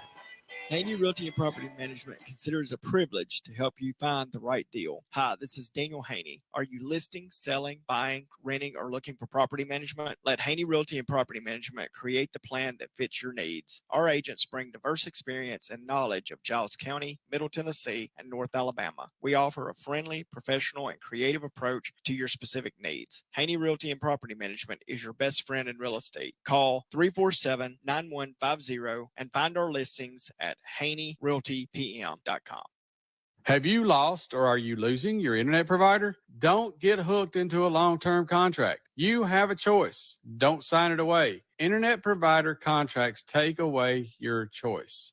What you get with PES Energized Fiber Internet is reliable, high-speed broadband internet. Want to know if PES Energized Fiber Internet service covers your area? Go to PESEnergized.com. You can also find out when service will be available in your area. PES Energized Fiber Internet Service. It's your choice. Are you ready to unlock exciting career opportunities right here in Giles County? Look no further. Introducing M&M Staffing, your hometown staffing agency. Meet the faces behind the commitment. Owner John Braden Harper and recruiters Cree Holt and Mercedes Houston. M&M Staffing goes the extra mile supporting local schools, athletes, organizations, and causes that matter to you. Ready to take the next step in your career journey? M&M Staffing. Visit us on Facebook, drop by our office, apply online at mnmstaffing.net, or give us a call. When it comes to your career, think local, think M&M Staffing. First Realty Group is a proud supporter of the students and faculties at Richland and Giles County High Schools and all Giles County schools. When the time comes to sell your property or buy that dream spot, make sure you seek out one of the real estate professionals at First Realty Group. You can see their listings at www.frg1.com. Call them at 363-2644 or visit them on the east side of the Pulaski Square. Just look for that big rocking chair and find out why First Realty Group is first for a reason. And we're back here at the half for our Bank of Frank Ewing halftime show. I'm Mark Mize. He's Dylan Manus. Eagles lead 21-14 over the Raiders at the half. And I also have your halftime weather report. It's cold, Dylan. A little bit, Mark, but I'm still in shorts. I mean, I don't know if I've ever seen you out of shorts, man. No, it is a chilly one tonight. What a first half of football it has been. 3 turnovers for the Raiders, but they get a big touchdown just before the half to pull within 7, and they get the ball to start the third period. Have about 3 more minutes before the start of the third quarter. Dylan, figured we'd talk a little college football. Of course, you heard us do that as well on the Beyond the Box Score pregame show. Want to give a shout out, by the way. If you don't know, we actually have a 45-minute long pregame show before each game. I know that might seem a little much, but, you know, it's good content. Wade Neely joins us for it. We have a lot of fun there covering middle school and high school football, and also, well, I was about to say now Kelly Bratton is playing Rocky Top here in honor of Chad Hall, a notorious Crimson Tide fan. But really, really great pregame show there. But we know we'd mentioned a little college football, so we'll go ahead and start with that. Tennessee, Alabama. If there's one man who is a ball for life, it's Dylan Manus. Dylan, what are your thoughts about tomorrow's game? I'm nervous as could be, Mark. And I'm pretty sure if you asked the Bama faithful, they would say the same thing. Both teams are somehow both teams are 5-1, and yet not looking 5-1 offensively at all. And really a lot of it comes down to offensive line play and quarterback play from 2 quarterbacks that are very talented. And Jalen Milroe, he's a scrambler. He's a threat to break one. He has a perfect deep ball, but if you can contain him and keep him from doing what he does best, and that's scrambling and buying time for his offense, it can affect him, and it certainly did in the South Carolina game. Vanderbilt, of course, showed us a recipe there for how to beat Alabama, and just simply playing time of possession, keeping them off the field, limiting what they can do. Kind of a little bit of what we're seeing tonight with Summertown offensively. For Tennessee, where did it go? Where's the balls by 50 that we usually see? What's going on? And so it's not the same Nico Iamaleava that we saw against NC State. This is different. It's SEC defensive competition. He's been struggling against those 3-3-5 defenses that we saw with Arkansas a few weeks ago. And the opportunity is there. They did move the ball well against Florida at times, but penalties on the offensive tackle. The 2 starters are now back from injuries, right? But they're not playing like they're the starters. It's almost like the backups are doing better against Oklahoma while those 2 starters were out. And so Nico's got to have help. He's a redshirt freshman. At the same time, he's got to have better awareness. You got to have better pocket presence. You got to be able to see the field better. The receivers got open against Florida last week. Several deep ball attempts there throughout the night and just off their fingertips several times there. That's got to change for them tomorrow as well. So I think if the offenses will take care of business, we could see a shootout possibly tomorrow. I will definitely be tuned into that one. Honestly, this has been one of the more fun seasons of college football I can remember. A lot of parity, and to some extent, while there are some pitfalls of the NIL and portal era, I feel like we are seeing a little more parity than we traditionally did, because there's a lot of teams. By the way, a team that I think a lot of people don't know has resources in terms of the NIL coffers that people don't expect. Vanderbilt. I mean, you have to think about all of the famous and influential people who've been to Vanderbilt, all of the different, state politicians that went to Vanderbilt at one point and have kids who go there. You know, they have some money to throw around, and they basically imported New Mexico State's coaching staff and football team, and they've been fun this year. And so I've had a lot of fun. I think Texas-Georgia tomorrow is probably going to be my most anticipated game. No offense to Alabama and Tennessee, but I think this, in terms of what they were going to pick for College Game Day, this is probably one of the harder weeks they've ever had to pick, because you can't beat the Tennessee-Alabama environment at Rocky Top. But then you have a top 5 matchup between Georgia and Texas in Austin, with Texas's first year in the SEC. How do you pass that up? So it's tough. You know, it's one shade of orange in Knoxville and another shade of orange in Austin. One of them got burnt in every way. But should be a good one there. I'll tell you, we never talk NFL, and I think the reason is because, neither of us watch NFL, so we're probably not going to do that tonight either, but should be a great week of matchups here in college football. And one thing that I think is a lot of fun, too, is the fact that I love that Tuesday, Thursday, Friday night, you're seeing some pretty good matchups too. And some of the Power 4 conferences now having matchups on Tuesday, Thursday, Friday, as I believe both the Big 12 and the Big 10 do a little midweek football. The Big 12 seems to favor that Friday night slot. We've seen the Kansas State, Arizona State, I think Utah before there a few times. So it's a good chance for those teams to be seen on a Friday night when you don't see a lot of other college football games on. Yeah, and I worked multiple years for the MTSU athletic department, and some of my greatest memories were covering and working midweek football games. We got to go up to Bowling Green, which beautiful, beautiful stadium there. Obviously, they're Middle Tennessee's, I guess, theoretical biggest rival now that they're no longer in the same conference as Troy. And so that was always a lot of fun. And, there's just something about it. Nighttime football, midweek, the students, get an opportunity to go out as soon as classes finish, knowing they have to get back up in the morning for classes once again. I just love it, man. So college football, if you haven't checked it out, which I feel like if you're watching a high school football broadcast or listening to one, you probably have, but really, really good season. So great matchups tomorrow. But right now we have a great matchup here on the high school gridiron, Richland versus Summertown. Want to remind everyone that tonight's game is being broadcast across Middle Tennessee on Main Street Media TV and Main Street Media Radio, sponsored by the Tennessee Highway Safety Office. Find out more at mainstreetmediatv.com. So Raiders will theoretically have the football to start the second half. We've seen some interesting kicking from Summertown because, one, they run up and fake an onside kick every single time, and then they kind of pull back, and then they've been kicking it short. They've been kind of kicking some pooch kicks. They had one time where they kicked it deep because they saw that they brought too many people up, and so I think Summertown's been pretty crafty on special teams. So it'll be interesting to see what we get here to start the second half, knowing for Summertown that if you let the Raiders score here, it's a brand new ball game with Richland potentially having the momentum. Yeah, and, we said this before halftime there. What a big score for Richland right before the half. It's almost like they're getting back-to-back possessions here. 21-7, potentially 21-21 here coming up. That is big at the end of the half and now at the start of the second half. But for the Raiders, have to hold on to the football. You've given up 3 turnovers in the first half, and I think that'll also be the difference is, can Richland's defense stop that rushing attack for Summertown, and can the offense keep from putting the ball on the turf? So we're ready to get this one started. 21-14 Summertown. They fake the onside kick once again. In the Raiders' defense, they're ready for it as they have, their hands teams up there, and then they move them out once they see them fake it. That'll be Bradley Hoffman kicking. Kicks it deep this time. I believe that Sands has a chance to redeem himself. Had a fumble on a earlier kickoff return. Nice little return here out past the 30, where the Raiders will take over for, as you mentioned earlier, only their 5th offensive drive.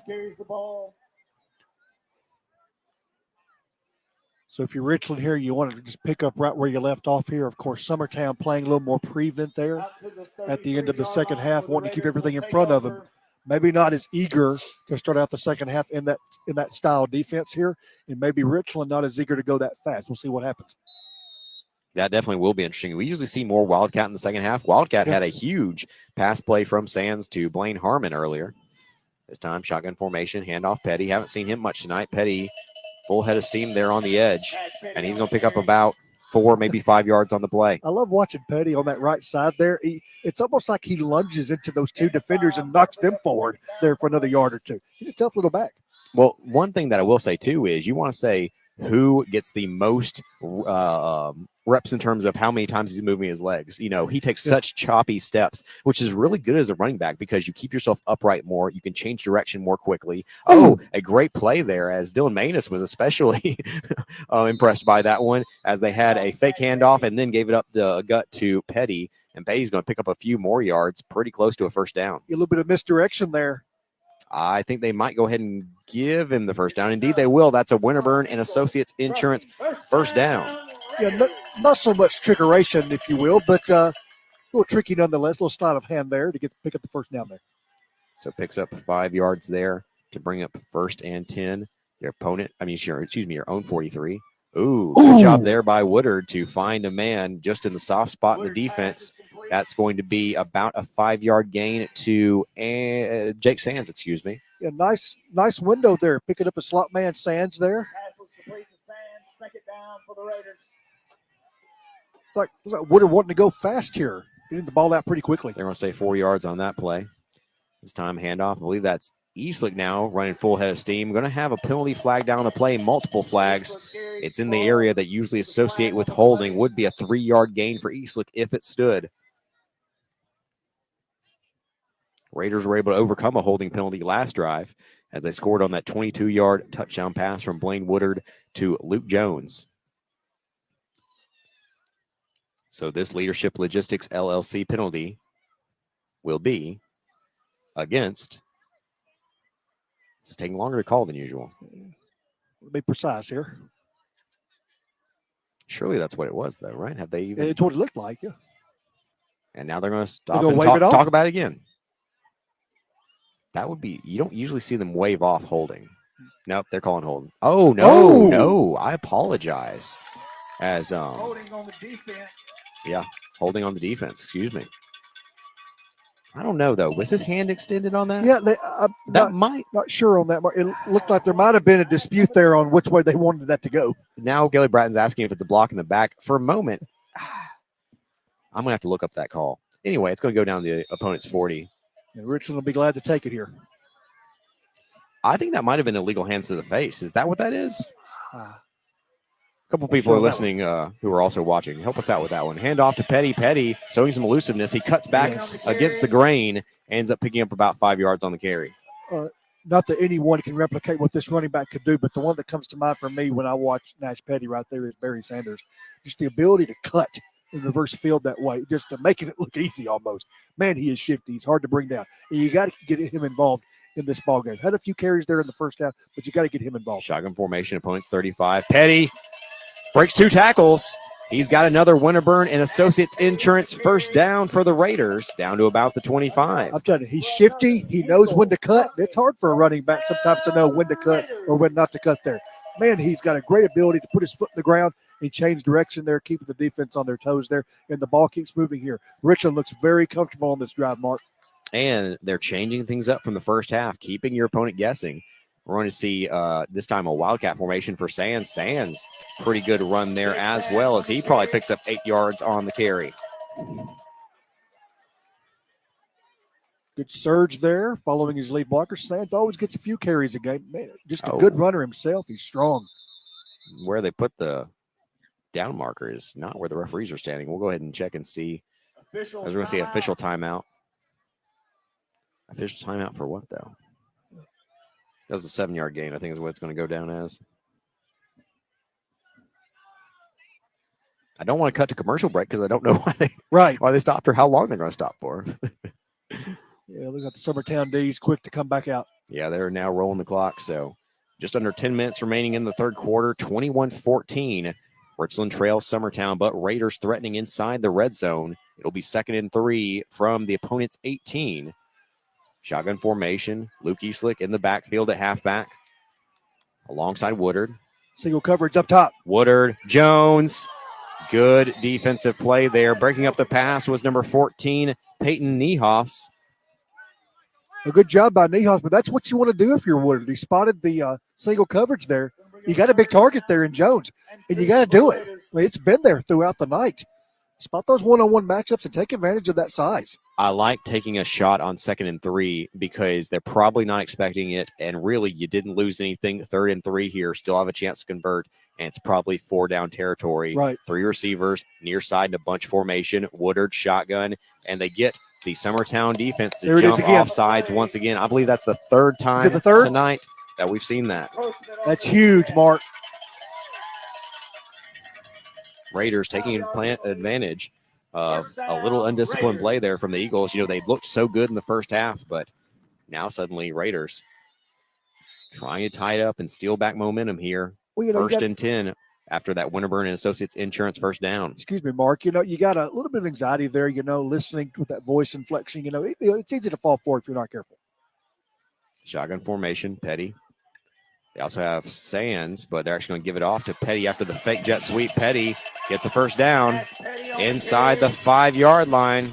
Winterburn and Associates Insurance first down for the Raiders. Little misdirection again out of the shotgun, and it's Petty there, shifting once again. I thought he was going to break it there to get into the end zone. He's now inside the 5-yard line. I tell you, this is going Richland's way in every way on this drive. Something that they need here. Down 21-14 here. I believe that's their 5th first down of this drive. I'll tell you, Winterburn and Associates Insurance made the right call asking for first downs this year, because I don't think there's ever been a Richland offense in the time that I have covered that has had as many first downs through 7 games as they have this year. First and goal at the 3. Raiders, yep, indeed, are going to go to that wishbone package now. Petty and Huff are your wingbacks. Excuse me, that was your Sands. So they're going to pitch it back to Eastlick. I believe you're going to have illegal procedure against the Raiders. Too many men in motion. Yeah, I think it was the wing back there on the right side that might have moved a little bit early. Illegal shift. So that turns it into first and goal at the 8 now. And suddenly you wonder, do you go back to that jump ball to Jones? Yeah, I think this kind of puts you in a position where you may not put it on the ground here. Of course, if it's a 4-down situation here, maybe you do. But I could see possibly a rollout here for Woodard. He seems to favor that, particularly to his right. He's a right-handed quarterback.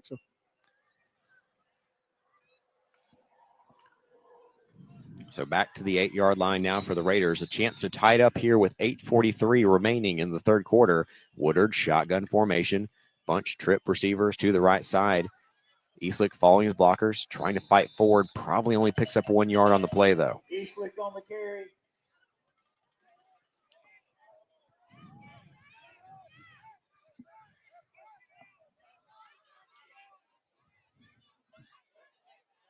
This is such an interesting game because being non-region and 2 teams that are really fighting for playoff positioning, I think this game is all about confidence. Absolutely. Now they're going to actually swap those receivers to the left side now. Oh, they might have Huff in the flat, but they go deep, and they find a man in the end zone. Touchdown Raiders. That's Jake Sands on the recipient of that 7-yard touchdown pass. That'll be a Tennessee Crossroads Realty touchdown for the Raiders. Well, they proved me wrong there, Mark. They actually roll Woodard to his left. He's able to square his shoulders and find the receiver behind the secondary in the back of the end zone. What a methodical drive for Richland. And 2 straight methodical drives for Richland, as both times they drive about 70 yards each time. They had to have these scores. And Bates' kick is up. And we have a tie. Wait, they say 24-21. That's not right. There's 0% chance that's right? You are correct, Mark. Yeah, 21 all. I'll tell you. Scoreboard operators. Can't trust them. 21 all here with 7:59 remaining in the third quarter. We'll be back after a quick timeout. You're listening to Richland High School Football on Pulaski Citizen Live. Being a community bank means being an active part of the community. And we at the Bank of Frank Ewing know that our local schools are the heartbeat of our community. Whether it's cheering from the sidelines, participating in school events, or supporting schools through our Spirit debit card program, the Bank of Frank Ewing is dedicated to the communities we serve and all of our local schools. We wish all of our local teams the best this season. Remember, if you're looking for a community-minded bank, call the Bank of Frank Ewing, 931-424-3008. We're member FDIC. Pulaski Natural Gas proudly supports all Giles County schools, their students, and student athletes. Pulaski Natural Gas is dedicated to providing safe, reliable, efficient, clean-burning natural gas to their customers throughout Giles County. Please keep little ones out of harm's way by teaching them to stay away from the gas range, furnace, and other gas-burning appliances. If you smell natural gas and would like more information, call Pulaski Natural Gas at 363-1752. And always remember, call 811 before you dig. So Summertown takes the kickoff out just past the 20-yard line, where the Eagles will have their first offensive possession in what feels like forever, Dylan. Very much so here, Mark. Summertown coming out now. We've had a good chunk of time taken off the clock here. Just a great job for Richland here positioning themselves right before half there, getting that score, a much-needed one, down 21-7, and now here to tie it. That's what these back-to-back top possessions here between the second and third quarters can do for you here. And now Summertown needing to respond. First and 10 for the Eagles. We're going to see that same wishbone formation. Smith up the middle, a strong runner. Gets about 3 yards on the play. And you have to wonder, especially if you play both sides here of the ball, the way the Summertown offensive line is powerful, the way they drive you down, they wear you down. If that might take its toll on the Richland defensive line going into the fourth quarter, if they stay with this.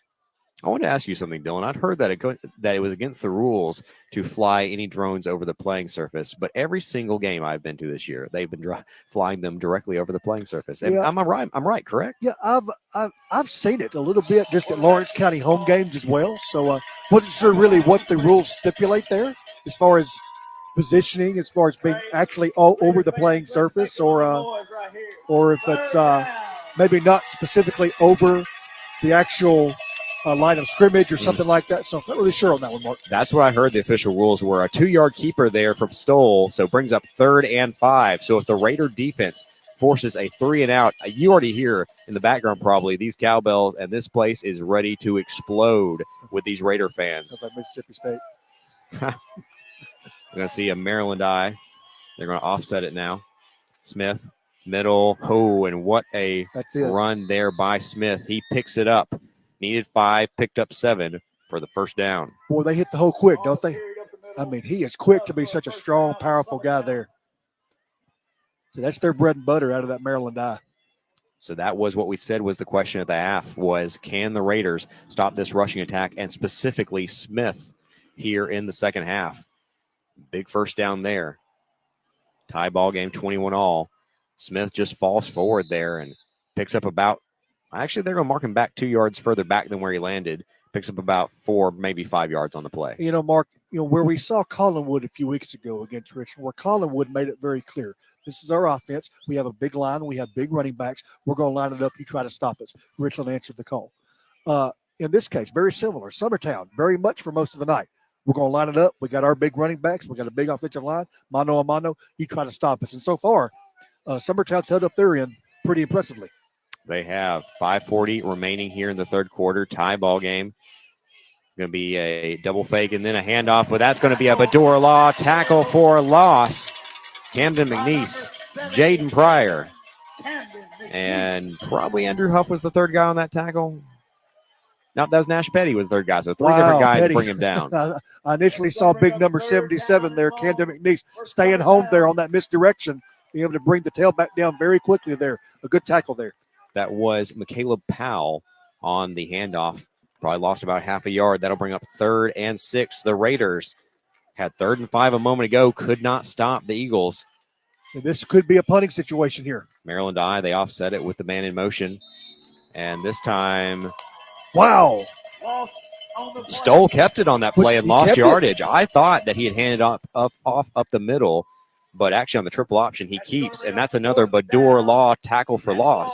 They lose a yard. Well, that's what those kind of option setups do for you there. It's kind of hard to follow the ball sometimes for the average viewer or for even the play callers up here in our situation. I was confused myself there, Mark. But a good stop there, taking the quarterback out of the play there, and now forcing the punt. Much needed for Richland's defense. So Raiders have a chance to get it back once again. Here's the punt. Ooh, and I think they're going to go ahead and have a potential running into the kicker. Unfortunate for the Raiders, as the Richland player actually tripped over a Summertown player, and Summertown player acting like he's injured there, the punter.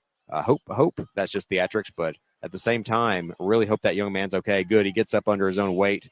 He did. Very glad to see there, but I think that depending on if it's running into or roughing would be the difference between a first down, and I think they're going to call roughing, which will be a first down. That's a penalties brought to you by Leadership Logistics, LLC. Yeah, and for Richland, you got to be careful there. I mean, I know they want to come after the punter, and they did. They brought 2 guys in pretty quickly there, and I know you're trying to take advantage of that where they are on the field, but you gotta be careful there. You don't want to have any careless mistakes there. And now Summertown, oh my goodness, moving it up to midfield here. What a change here. Giving up a first down like that, especially where so what he did was he hit the kind of up man there and then dove over the top of him and rolled into the punter. And so it was really that he was kind of vaulted by the Summertown player, but at the same time, you were running right through it. And so, I mean, I see the call there. It's going to be a fullback give up the middle. Actually going to be the backup fullback, McCrory, I believe, on the run there as he picks up, McCroy, who picks up about 3, maybe 4 yards on the play. Ball carried up the middle. It's going to bring up second down. So you can just tell kind of from the environment here on the Raider sideline, just a different feel for the Raider faithful is really pumped up there. You had 4th and 7. And then, of course, they convert on the roughing the kicker. I mean, it's exactly what the defense needed, and yet Summertown found a way to stay on the field. Wishbone, it's going to be a triple option. They pitch to Powell. Powell, a good, nice run there to the outside, and he gets out of bounds, but not before picking up another first down for the Eagles. Yeah, we haven't really seen them push toward the edge a whole lot tonight. Excuse me. They tend to keep it between the tackles there, getting a good push, but in this case, trying to show some speed going outside there, keeping the Richland defense on their heels a little bit. 10 yards on the carry, 1st and 10 at the opponent's 35-yard line. You know, they told me this week when this was going to be the Main Street Media Game of the Week, I was a little surprised, but it has lived up to the billing, and, you know, we're honestly just thankful to get a chance to call this one. Really appreciate it. And here is a great pitch there to the outside. A penalty flag is going to be down on the play, but a run there from Logan Love goes for about 8 yards. We'll see if this one comes back. Well, Love looked like he was shot out of a cannon on that one, that pitch to the left. They've got speed to the outside. They've got strength up the middle. Summertown's offense is really just predicated on the fact that, hey, we think we're going to do enough things right, then our rushing attack is going to hold on to the ball while our defense plays a great game and forces turnover. You can see why this is a 5-2 team, but that's actually going to be a holding penalty there. It's going to set them back. And that's really been their only flaw offensively is just the penalties there. And, of course, you know, you're a heavy run team there. You're going to have a few holds like that every now and then. But yeah, that's really been the only thing that set them back tonight so far offensively. 3:08 and counting here in the third period. 21 all, Richland versus Summertown. Shotgun formation, twin back set now for the Eagles. They're going to, Stoll's going to keep it. And I think that's a busted play there. And the Raiders are going to get a tackle for a loss brought to you by Badur Law. As it looked like he thought he was going to have a halfback to pitch it to, but they were blocking. And he's looking a little gimpy here, Mark. So I believe that's going to be a 1-yard loss there for Stoll. 2nd and 21. No gain on the play. But that's a lot of moving parts to any option offense like that. You know, Yeah. You got a lot of guys going in and out, a lot of misdirection, and the quarterback always has a lot of, obviously, options. That's why it's called that. But it can be kind of difficult there. And at that time, there's no halfback to actually pass to or to hand the ball off to. So 2nd and 21. The Eagles probably going to need to pass the ball at some point. Twin back set, shotgun formation. It's going to be a keeper, and actually, I think that's the backup quarterback. That's going to be number 13, Max Dillard. Picks up about 5 yards on the game, but will still be about 3rd, and we'll call it 16. Yeah, for Stoll coming up after that, the Richland tackle made there. He's a little gimpy there, favoring one of his arms. He's quick to go to the sideline with the backup in there, and the backup gets a good run there. But Stoll back in now for 3rd and 16. Conversion time for the Eagles. As we saw the Raiders come up with one stop already this drive, and they do it once again after the penalty had given them the first down last time. So it's going to be twin receivers to each side, 4-receiver set, shotgun formation. Stoll, play action. Stoll looking deep.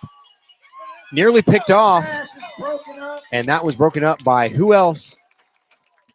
Tucker Mayo. We've called his name quite a bit this season. Had the game-winning pick versus Fairview. Yes, you know, Mayo, a good job there in coverage. He saw that coming all the way. Stoll stared him down completely down the middle of the field. A good pass breakup. Was a threat to be picked off there, Mark. It was, and once it bounced up in the air, it's always that situation, kind of like what would happen with Jalen Milrose, pass versus Vanderbilt. You're wondering, hey, there's a lot of defensive guys in the vicinity. Does someone come down with it? I think this is the right call to punt from your opponent's 40-yard line because it is 4th and 16. But at the same time, it looks like that's what they'll do. And Raiders bring no one this time. Rush that time. Yeah, they learned. That was a great job. Oh, my goodness. This punter tonight, number 22, I want to shout him out. Bradley Hoffman has had such a good night. He's had 2 different punts where he pinned him inside the 20, also drew the roughing the kicker penalty there, and really kind of played it up a little bit admittedly to get the call.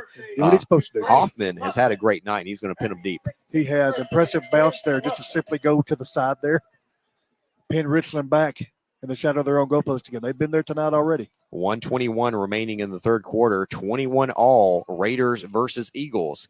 Richland has another opportunity here. They've scored on each of their last 2 offensive possessions. Shotgun formation, that little bunch receiver set, but this is actually going to be a wildcat with Sands. Sands gets the outside, has a lane there, and now we're going to see a penalty flag down on the play. Pretty good gain there by Sands, though. Flag on the play. Good run there to the right side by Sands, and you certainly don't want to have this call back if you're Richland there.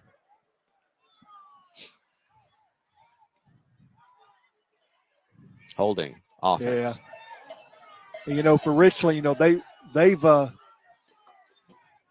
been on the short side, if you could say short side in regard to the field position tonight. Summertown's had much better field position. That's another Leadership Logistics LLC holding penalty. And Leadership Logistics, good call to sponsor the penalties, as they've gotten their names called quite a bit tonight. Yeah, and you got to clean that up. You're here getting into the home stretch of the regular season here. You want to try to keep it as clean as you can. 1st and 19 at the 9-yard line. I mean, Sands is a threat there, trying to get to the edge there, and he does. It's a good run. And now, first down repeated here, and now you're placed further back. Think about that penalty on the punt there to impact field position here. Shotgun formation. It's Woodard with Petty also in the backfield. Play action. Wow. Finds his man. Pretty good play there as they are able to find his man in the flat and get out to the edge. That was Andrew Huff, I believe. How about the play call there to go to the out route? That is hard to see, Mark. I think it's a 16. If so, that's Huff. But that's going to pick up 11 yards on the play. What a play call there from especially the that deep coaches. I mean, that's that confidence in Woodard there. 2nd and 8. This time Petty's going to get the handoff. Ooh, Petty is trapped. He's going to reverse field. Can he get all the way back to the other side? Look here. He's brought down, but I think he ended up gaining 3 yards, whereas he could have lost 2. Man, he ran about 25 yards to get that 3 yards? You're not kidding.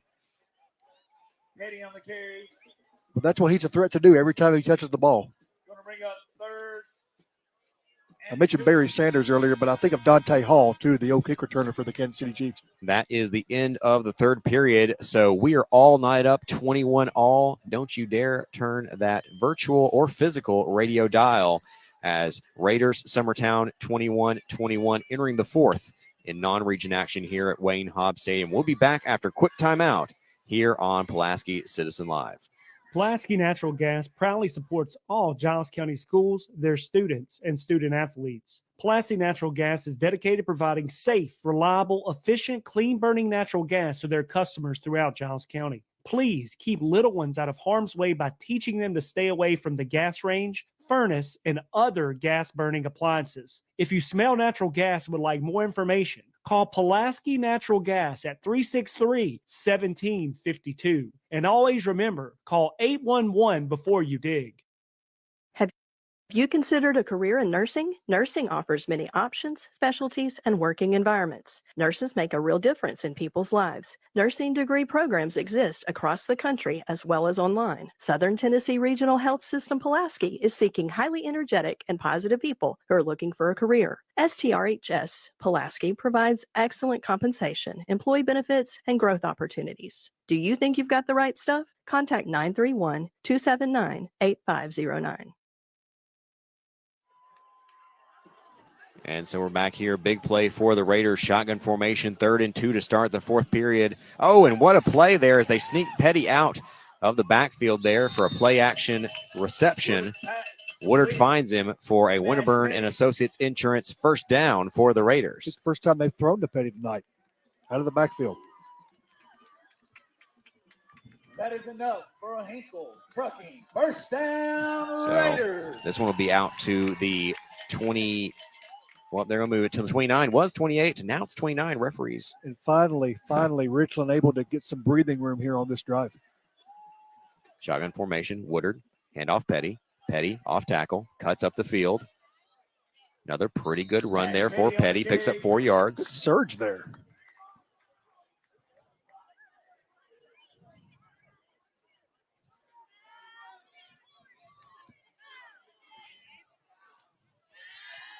Second and 6.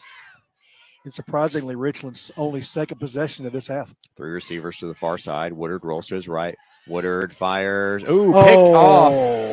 And that'll be the 4th turnover on the night if it stands, as there is a penalty flag down on the field. We'll see what the call is here. That'll be a Leadership Logistics LLC penalty for someone. Holding against the Raiders. Holding against the Raiders. That's going to be declined. I apologize because I was watching that penalty flag. Who was that? Who had the interception? Oh, goodness. I'm not sure who that was, Mark. It was on the far side of the field there by the linebacker, I believe. Might have been, if I saw number 13. That would be Dillard if so. And if so, that would be his second turnover he's recovered tonight, right? I kind of think it was 13. We need a third guy here. We need a spotter. So 4th turnover of the night for the Raiders. They've yet to force one. Stoll going to keep it himself up the middle. It was 1st and 10 from the opponent's 38. They'll pick up 5 yards on the carry. And talk about field position, Mark. Richland finally getting some breathing room there out of the shadow of their own goalpost. And then Woodard there is second pick of the night. They're getting picked off on the far side there under pressure there. And now Summertown inside the 35-yard line here, very close to scoring position.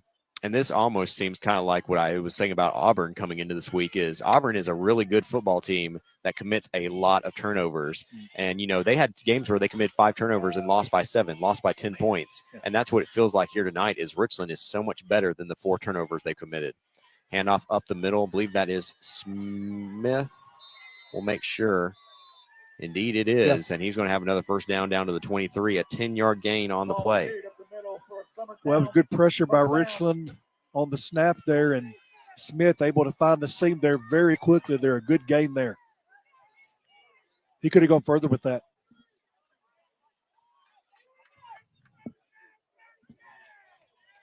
First and 10 for the Eagles. 10-12 remaining in the 4th period. Raiders probably going to get another 2 possessions offensively. Yeah, it's getting tight here, Mark. But they have to know that coming up with a turnover or a turnover on downs here would be absolutely huge. Raiders, some late shifting here.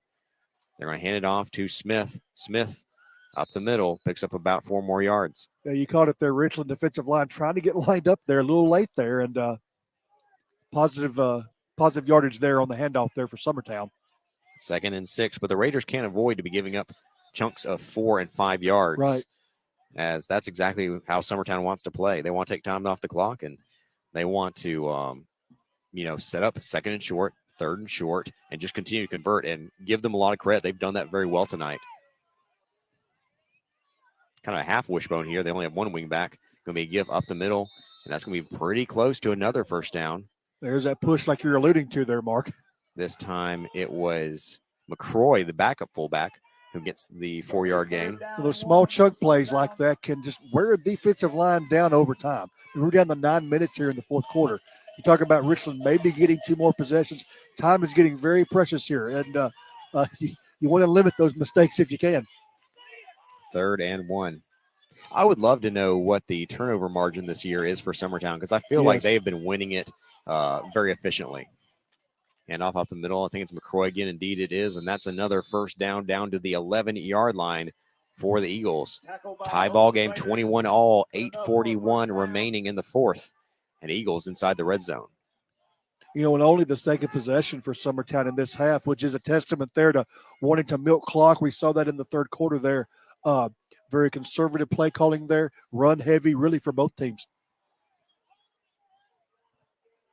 Going to be at about the opponent's 12.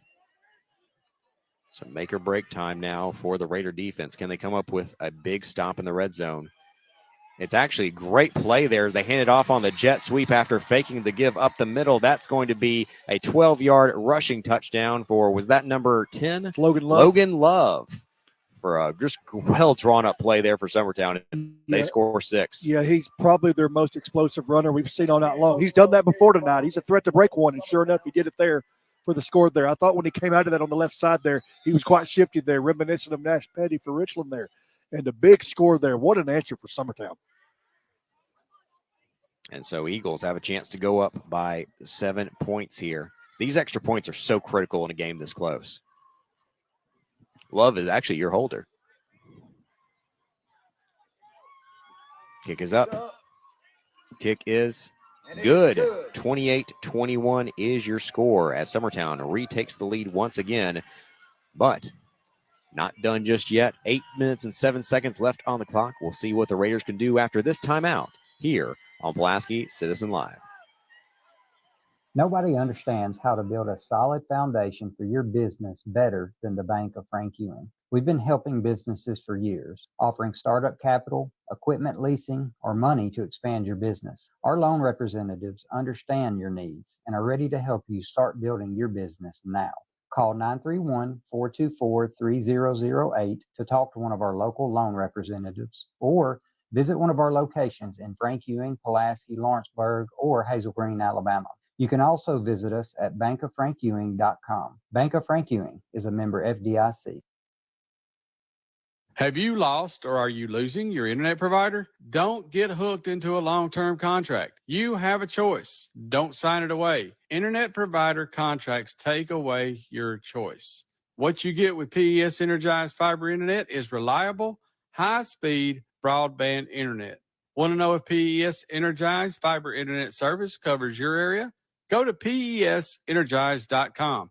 You can also find out when service will be available in your area. PES Energized Fiber Internet Service. It's your choice. And we're back here, just 8:07 to play in regulation. 28-21 here at Wayne Hobb Stadium. Eagles have retaken the lead on that 12-yard rushing touchdown by Logan Love. Ball is kicked out of But bounds. that ball is kicked out of bounds. That will be an illegal procedure and put the ball out at the 35-yard line. Quick note, tonight's game is being broadcast across Middle Tennessee on Main Street Media TV and Main Street Media Radio, sponsored by the Tennessee Highway Safety Office. Find out more at mainstreetmediatv.com.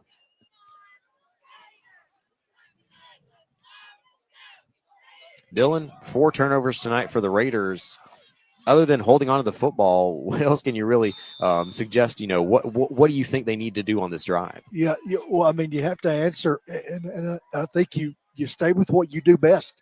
If you're Richland, you got to maintain the rushing attack, but also let Woodard do what he does best here. Woodard, quick pass, saw that play earlier, find him once again, and I believe that's going to be Petty, who's the recipient there on a 7-yard pass. But to your question, Mark, you know, you don't have to be in a hurry. You know, you're just under 8 minutes to go. It's not like you have to run a 2-minute offense. Of course, at this point, possessions are going to be few here. You got to make it count. You got to limit your mistakes here. Raiders showing tempo here. Hand off Petty. Petty around the right side. Petty, enough for a Winterburn and Associates Insurance first down on the 4-yard carry. That's really what you do. Just give it to Petty. He is a threat to break one every single time. First down, Raiders. So 1st and 10 at your own 45. Raiders really showing urgency here. Back to the line quickly. Man in motion. Woodard, double fake handoff. Woodard finds Sands. Sands going to try to make something happen here. And you're going to see a penalty flag down on the play. About a 1-yard loss if the play stands, but that'll be a leadership logistics penalty. Yeah, it was slow developing there, Mark. Could see. Was that a block in the back or holding? I think they called holding. Probably holding. I kind of felt like it was going to be a block in the back because, you know, you saw late on the play somebody getting pushed. And one of the rare injuries we've seen tonight, this one looks like hopefully they're just stretching the guy out. So hopefully it's just a cramp. Yep, indeed it is holding. And so that's going to put him back 10 yards, 1st and 20 from your own 35 again. Boy, that's a big one there for Richland. You got to take care of that. Yards are especially important here with 7:13 to go here in the fourth quarter. A quick note, it doesn't get easier from here on out as Eagleville's up 28-14 over Loretto in the fourth quarter. I think that one surprised quite a few people. Yeah. But I've been telling people, people said, oh, Eagleville's down this year. Have you seen some of the scores? They're struggling to beat, teams like Collinwood or they're struggling to beat team. Yeah, it was Collinwood. They only beat by 7 points. Eagleville's good. Yeah. Moore County's good. The road down the stretch, I think that's great for the Raiders, though, because they are going to have tough opponents. But what do they say? To be the best, you got to beat the best. And you're not going to – if you go into the playoffs and you haven't played tough teams down the stretch, you're going to fold like a chair. You want to play tough teams and be ready for that stretch playoff run. And the Raiders are going to get it these last 3 weeks. Absolutely. You're going to get hit in the mouth. And, that's what adversity does. And it reveals your character. How do you respond to it? Adversity here for the Raiders. Can they come back in this one down by 7? Woodard getting pressured. Word's running. Word fires. Has a man sliding right at the first down marker. I believe that's Jones. Yeah, that's Jones' spot. He favors that sideline mark. Yep, that's going to end up going down as a 19-yard gain on the play. Huge play there. What awareness by Woodard there on the right side there. Keep his eyes downfield under pressure there. That's a long pass play. 2nd and 1. Woodard. Hand off to Petty. Petty cuts up. Petty, we'll see where they mark it. Quick, he cuts that up. I think that's enough for a first down, but let's see what the referees have to say. They are the ones whose opinions matter. That is enough. That's enough for a Winterburn and Associates Insurance. First down. Raiders. Big mark coming off of the penalty there. Yeah, you're set up in 1st and 20, and you pick up 19 yards on the first play. Wow. I mean, it's funny. They would have been better to decline it because, remember, they actually tackled him for a loss on the play. So now you're in opponent's territory. Woodard rolls left this time. Woodard, he has Pryor deep. He has him wide open, but catching up to the play is the Summertown defender. Some folks want pass interference, but I think that was a really, really well-timed defensive play. I think that was a clean hit there by the defensive back, and I'll tell you, if he puts a little more air on that, I think he's got Pryor for 6. Yeah, that's Kaysen Bailey on the breakup there. He actually was beat, and he's, I thought, very impressive there to close that gap and recover there to bat that ball away. And in desperation situations, a lot of guys will just reach out and grab and say, hey, I'll take the 15 yards. Oh, yeah. But not only does he get back and keep the touchdown from getting on the board, he doesn't even have to commit the penalty. Just a huge, huge play by the defensive back for Summertown. 2nd and 10. 6:05 remaining in the fourth. Showing blitz. Woodard runs through it. Woodard cuts up. He's got a first down, slides. Winterburn and Associates Insurance, first down Raiders. Reminiscent of what we saw late in the second quarter, Mark, and you got to do it if you're Woodard. You got to keep the defense honest. Trucking, first down Raiders. And he slid down right at the marker. Impressive to know exactly where he needed to be there. 1st and 10 at the opponent's 35. But this drive has taken some time off the clock, and suddenly you're thinking that maybe you do have to score on this drive with 5:45 remaining, trailing by 7. Woodard, play action, finds Huff. Huff to the sideline. Huff breaks back upfield, and that's enough for another Winterburn and Associates Insurance first down for the Raiders. Good footwork. Good job by Huff there to getting to the edge, beating his defender off the initial contact to secure the first down. 1st and 10 at the opponent's 21, right outside the red zone. Raiders quickly getting up to the line here. Jones actually lined up as a tight end this time. They're going to hand it off to Petty. Petty has a hole. Petty spins. He's on his feet. And I think they're going to stop him right at the goal line inside the 1. They thought he was down, but he was actually on top of a defender on the play. His knee never touched, and he's down to the 1-yard line for 1st and goal. That's a Winterburn and Associates Insurance first down on the 20-yard gain. That's good awareness by Petty. Yeah, they never blew the whistle, and he rolled over on top of him and kept on going. First down. So now you ask for the Raiders, did you leave too much time on the clock?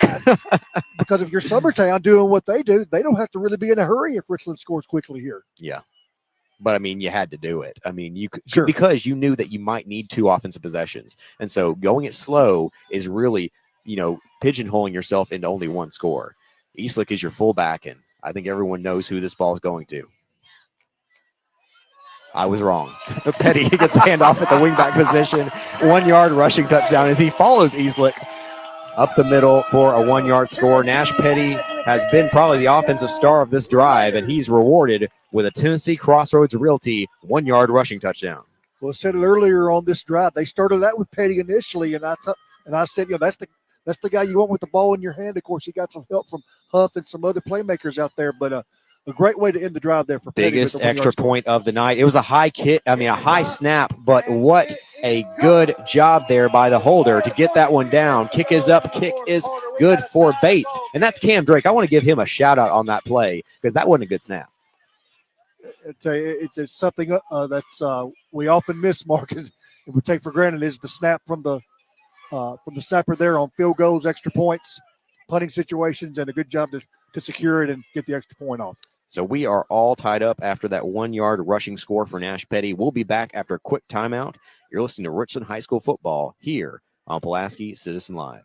Pulaski Natural Gas proudly supports all Giles County schools, their students, and student athletes. Pulaski Natural Gas is dedicated to providing safe, reliable, efficient, clean-burning natural gas to their customers throughout Giles County. Please keep little ones out of harm's way by teaching them to stay away from the gas range, furnace, and other gas-burning appliances. If you smell natural gas and would like more information, call Pulaski Natural Gas at 363-1752. And always remember, call 811 before you dig.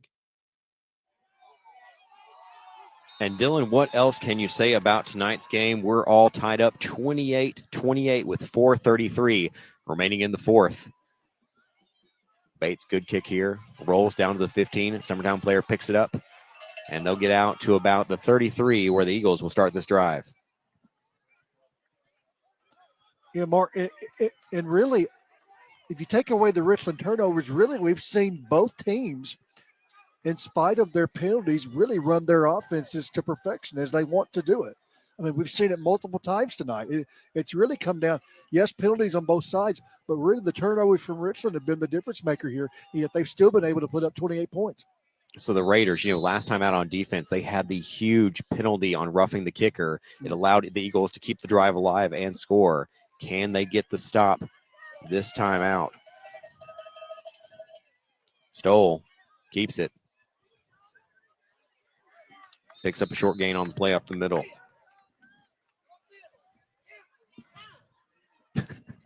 Some of the Richland fans aren't happy about they see what we see. The inability to stop the run up the middle. But, I mean, that's part of football, man.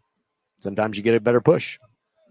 And it's what Summertown does. They've been doing it all night long. This is their forte. This is their bread and butter, and who can blame them for that? And you're under 4 minutes. I don't think they necessarily have to be in a hurry here.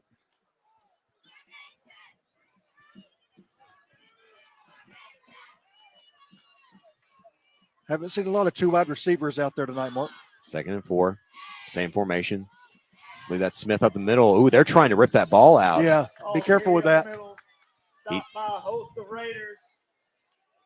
You don't probably picked up the first down. Indeed, he did. You don't want to constantly go ripping for the ball and not actually get that defender on the ground. You want to be careful with that. Pick your battles there. So Smith, 6-yard gain there. 1st and 10 now for the Eagles at about their own 44-yard line. Handoff up the middle. There's going to be a flag down on the play, and it's only about a 1-yard gain. Yeah, one of the Richland defensive linemen came in late. The other guy tried to get off the field. I don't know if he made it in time. Would be huge here because they had a pretty good stop that probably only gave up 2 yards. Yeah. So the difference between a 2nd and 8 and a 1st and 5.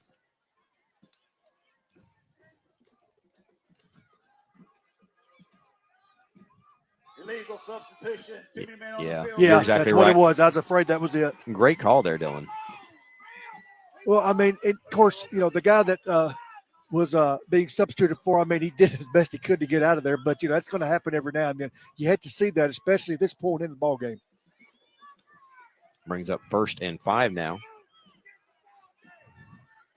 3:18 remaining. Raider defense, you haven't forced a turnover tonight. I don't believe you've had a single game where you didn't force a turnover since the first game of the year. Woo! Oh, big hit there, but you know who bounces off of it? Love, and Love ends up picking up 7 yards after the Raiders had him stopped in the backfield. So he's had a few carries tonight, not as many as what we've seen from some of the bigger backs, but when he's had it, he has been effective every time. 1st and 10 at the opponent's 44 now, so you're in opponent's territory. Plenty of time left on the clock. Just under 3. Happy birthday to Kathy. But what a game this has been, a back-and-forth affair. The difference, the Raiders have committed 4 turnovers. Summertown has committed 0. Stoll, handoff, McCroy, left side. Ooh. McCroy outruns the defense, gets down inside the 20-yard line for another first down, Eagles. Well, McCroy, great job there to bounce it outside there along the left sideline. 1st and 10 at your opponent's, 21-yard line. Didn't quite get inside the red zone. And now the Raiders might have to use timeouts just to potentially answer if Summertown scores here late. Yeah, it gets kind of tricky down here, Mark. Got 2.5 minutes to go here, and Summertown would be just content to just keep doing what they're doing. You're getting to the end zone. If you're Richland, you got to be careful with those timeouts. Wishbone formation once again. Handoff of the middle, Smith. Smith spins. Good run. So hard to take down. Smith has just been a workhorse tonight, down to the 14-yard line, 7-yard gain. You know, it's really been his ball game in many respects. As you said, he's the workhorse. He's the bell cow. As he goes, the Summertown offense goes. And notice they're taking all the time off the clock they can now. And rightfully so. You know, play the clock, play your field position, and it's worked all night long.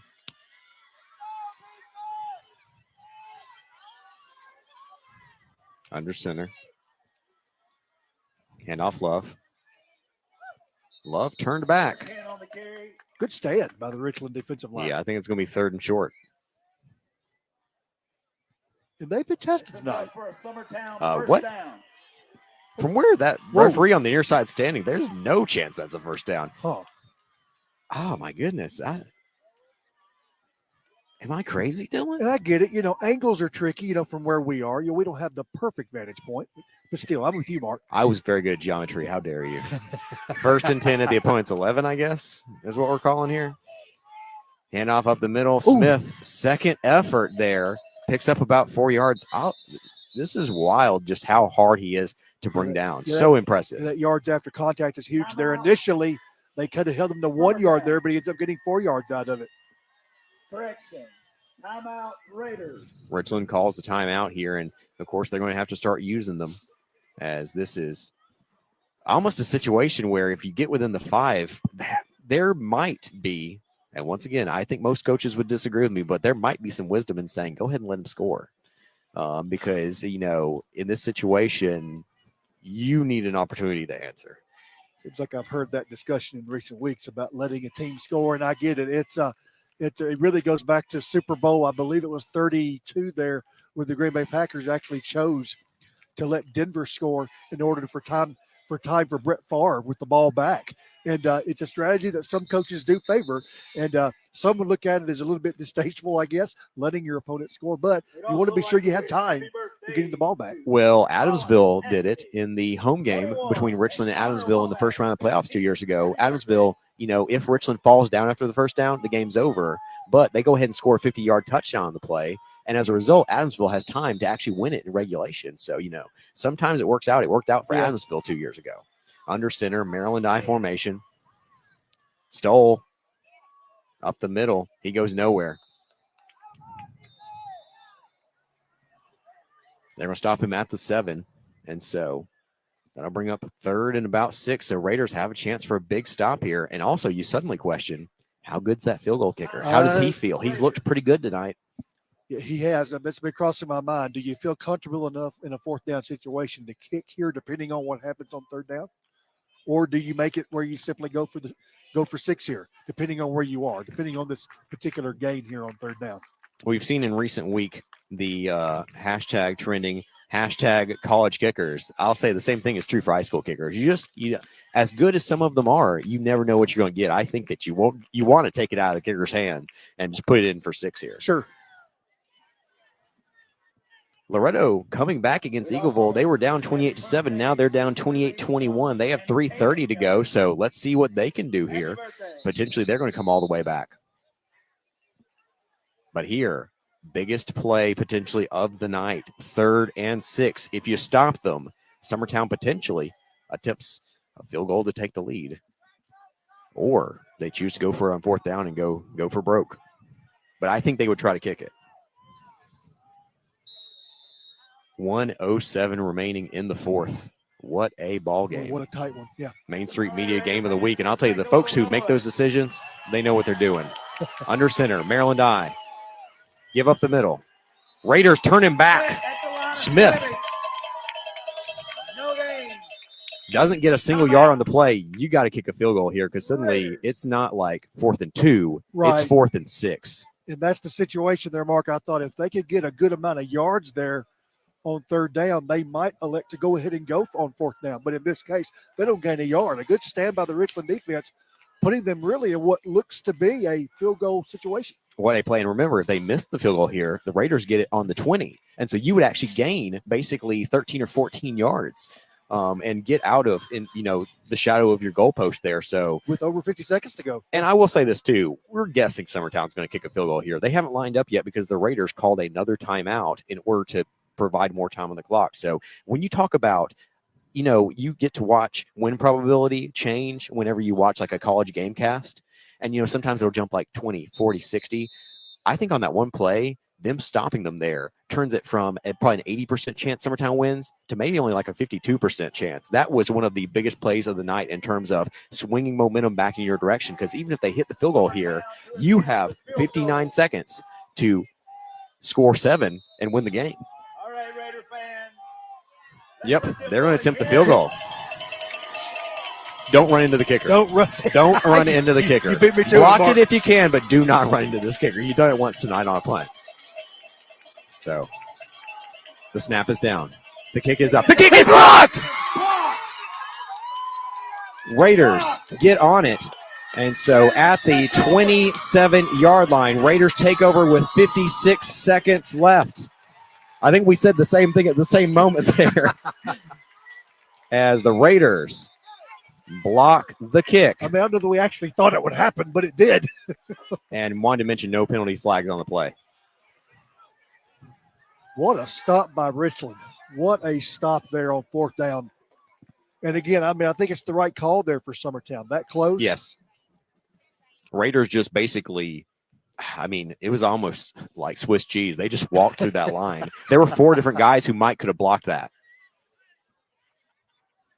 As Raider fans, elation here. There was a player shaking up on the play. It was Jake Sands, but he's off the field under his own weight. That's good to see here because they may need him here for these final 56 seconds if they're going to take the lead and the win tied 28-all in the final minute. And we know what Richland's capable of, Mark, in a 2-minute offense. They showed it to us there at the end of the second quarters before halftime, and now we're in a similar situation this time. So Raiders will head back out on the field with honestly pretty decent field position out at the 27 as they gained about 20 yards on that block.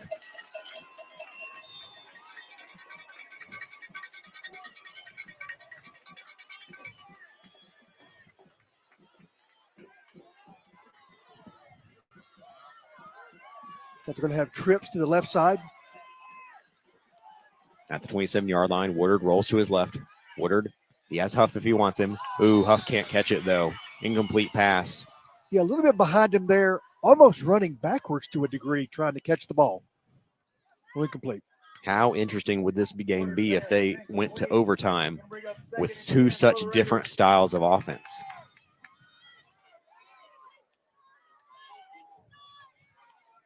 I don't know in this chilly weather if anybody wants overtime.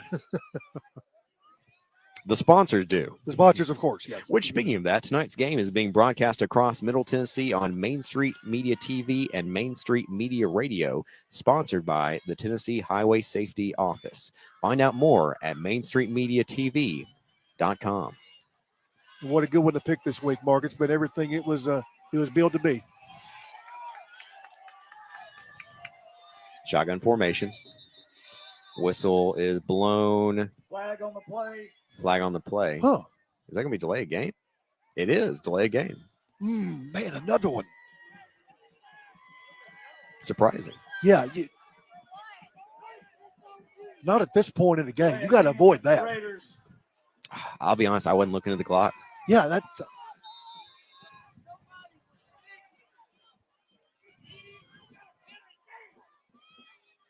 Raider fans not pleased.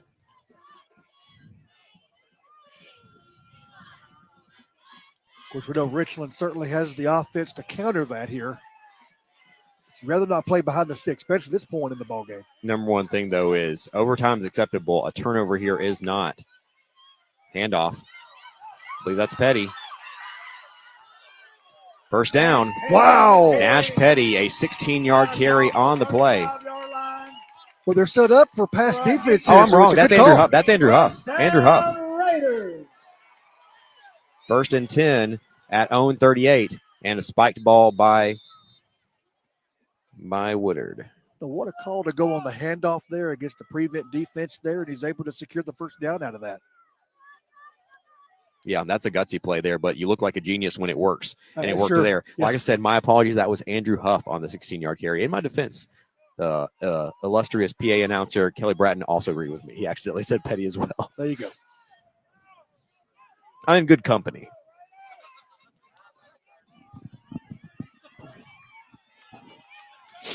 Yeah, that clock continued to run, by the way, after the first down, and so lost 12 seconds on that, so that's tough. 28 seconds now. You're at your own 38. Woodard has to work a little bit quicker now. Woodard going to keep it. Woodard is taken down. No gain on the play. Richland has to get back to the back quickly. Hey! So no gain on the play. A little bit of pushing and shoving Extracurricular there. activity 13 from seconds. Smith there. Woodard, ooh, he spikes it. And on third down, if you spike it, it's now 4th and 10 and 8 seconds. Oh, my goodness. I don't know if you want to spike it there because now if you don't make it, they might have one play for a Hail Mary. But you got to almost play offense here. You don't really want to punt it away. That's tough. Yeah, losing those 12 seconds makes a huge difference You're not there. kidding, Mark. With this 8 seconds, you can stretch it out, I think, enough. He has the footwork, that capability to do that. And he throws a ball 40 yards in the He air. can. So, like I said, you really want to run out the clock here on this play because you don't want them to have it at the 38-yard line if it's an incomplete pass with only 7 seconds. They're actually going to hand off to Petty here. Petty going to follow his blockers. Time's probably going to expire. It actually doesn't quite. And so that's a turnover on downs. Oh, my Now, goodness. granted, he got some yardage there. And so now they're going to be 46-yard line. So Eagles have a chance with 1 second left to take a shot. They take over. Yeah, interesting call there. He just about ran the clock out, but he left 1 second on there. I don't like that call, to be honest with you. And the reason I don't is because most run plays don't take 8 seconds. And remember, the moment he's down, if he doesn't get 10 yards, it's turnover on downs and you give the ball back. Right. I think a long pass is better. I wonder if Richland knew that it was 4th down. I feel like they didn't because I don't understand running the ball on 4th and 10 in your own territory with 8 seconds left, unless you're sure that you can run out that clock and you didn't there. And in a passing situation, Woodard can buy enough time there to run out that 8 seconds. Yeah. Eagleville did beat Loretto 28-21. So it looks like we'll be the late game tonight, Dylan. Hopefully because it went to overtime. Or because Richland picked it off and went 90 yards for the touchdown. I mean, you never know. I mean, it's been that kind of night. Turnovers have been in Summertown's favor tonight completely here, and yet we find ourselves in a tie ball game. I will say the craziest thing here, though, is in this situation, if Summertown scored on the Hail Mary, suddenly your call to run it with 8 seconds left on 4th and 10, it wouldn't look like a good one. Of course, in this situation, if you're the secondary, you don't go for the pick. You just go for batting the ball down. Absolutely. Get it to the ground. and you don't really want to commit a penalty. It's better than giving up a touchdown, but you want this to go ahead and end now. And Raiders, you want to talk about a prevent defense. They have 4 guys rushing, and everyone else is at least 15 yards downfield. Oh, it's a handoff. Oh, hey, fumble! No, pick it up! He's still going, and he's brought down at the 40. I'll tell you, what a chance for the craziest play. The craziest play ever there. That's number 52 for the Raiders. Chase Thomason had a chance to be a hero like no other, but we're going to see overtime. And a weird play to me there for Summertown.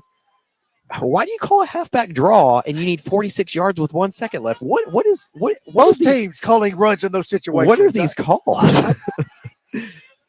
I don't know, man. Either way, overtime. We're headed to overtime, folks. So we're going to take a quick timeout as they flip the coin to find out who gets possession first. What a game it has been. It's your Main Street Media Game of the Week.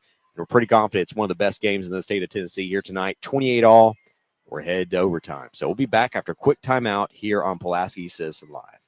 High interest rates mean your money is worth more, and Bank of Frank Ewan offers lots of ways for your money to earn you money. If you have money that you won't need access to for 6 months to a year, consider moving it to a CD at Bank of Frank Ewing. Your checking account can also earn you cash rewards with Kasasa Checking. That's right, rewards paid each month with no minimum balance required. Give us a call at 931-424-3008 or visit our website at bankofrankewing.com to learn how to put your money to work for you. Bank of Frank Ewing is a member of the FDIC. Have you lost or are you losing your internet provider? Don't get hooked into a long-term contract. You have a choice. Don't sign it away. Internet provider contracts take away your choice. What you get with PES Energized Fiber Internet is reliable, high-speed broadband internet. Want to know if PES Energized Fiber Internet service covers your area? Go to PESEnergized.com. You can also find out when service will be available in your area. PES Energized Fiber Internet Service. It's your choice. Are you ready to unlock exciting career opportunities right here in Giles County? Look no further. Introducing M&M Staffing, your hometown staffing agency. Meet the faces behind the commitment. Owner John Braden Harper and recruiters Cree Holt and Mercedes Houston. M&M Staffing goes the extra mile supporting local schools, athletes, organizations, and causes that matter to you. Ready to take the next step in your career journey? M&M Staffing. Visit us on Facebook, drop by our office, apply online at mnmstaffing.net, or give us a call. When it comes to your career, think local. Think M&M Staffing. And so, Dylan, with the game that we've seen so far tonight, did we expect any other finish than one in overtime as the Raiders and the Eagles are tied 28-all? You know, Mark, I certainly expected a tight ball game about like this. Don't know that I foresaw overtime, but it's fitting that it comes down to this for the game of the week here. They just said clock is set to 3 minutes. That's not how overtime works in high school. You get the ball at the 10-yard line. The other team gets the ball at the 10-yard line. It's like college, but 15 yards closer. I've already been to an overtime game this year. What in the world? So I don't really know what that's about. Surely that's not right.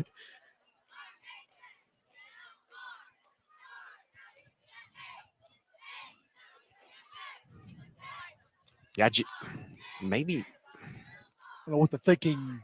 I looked at a couple of fans just now, and they both all shrugged at me. Whatever. So we're all puzzled here. Yeah. Regardless, I'm fairly confident considering that we've already covered overtime this year. Ball at the 10-yard line. But we'll see who gets it first. And, with the way these offenses have been playing, you remember some of those overtime games in the SEC history where you go 7 or 8 overtimes? It feels like this could be one of those as long as the ball doesn't get turned over. I remember those. You know which team's been in those longest ones? Arkansas. Yeah. Arkansas, Ole Miss, and Arkansas, Tennessee, correct? Arkansas, Ole Miss, 8 overtimes, and Arkansas, Tennessee, and 7. Are you impressed that I knew that? I am, Mark. Doing a little Dylan Manus research there. Good for you, Mark. I actually watched the Ole Miss Arkansas game Did you? On my grandmother's couch when I was a child, because that was a long time ago. I think I was in middle school, maybe. Houston Nutt was the head coach of Arkansas at that time. I believe David Cutcliffe was coaching Ole Miss at the time. So it looks like Summertown will have the ball first. There's still 3 minutes on the clock, so we'll see how that goes. But do you need 3 minutes to go 10 yards. Do you have to put it on the end zone further away from us? Summertown will get the ball to the 10-yard line. Here, maybe someone's texting me with. And Richland getting the benefit of going on defense first here.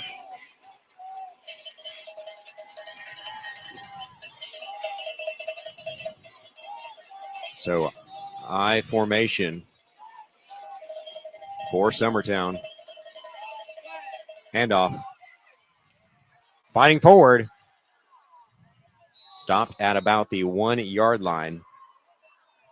So, Cody Derryberry, who always has assistance for us. Mark, apparently 3 overtimes. It ends in a tie, question mark. If you say so, I mean, that's probably true. I don't know. I don't recall having seen that in high school football, but I can't recall that I've ever seen a high school football game go to a 4th overtime. So I don't know, maybe. 9-yard gain, by the way, on the play. Was that McCroy that had that carry? I'm not sure who the ball carrier was there, Mark. It was. I believe it was. Yeah, it's the deep back McCroy. So McCroy had 8-yard gain on the play. Hand off Smith. Smith up the middle, and he's in for 6. So Summertown strikes first in overtime, 34-28. And now if you're Summertown, you kick the extra point. Do you go for 2? Raiders, you sell out. You try to block this.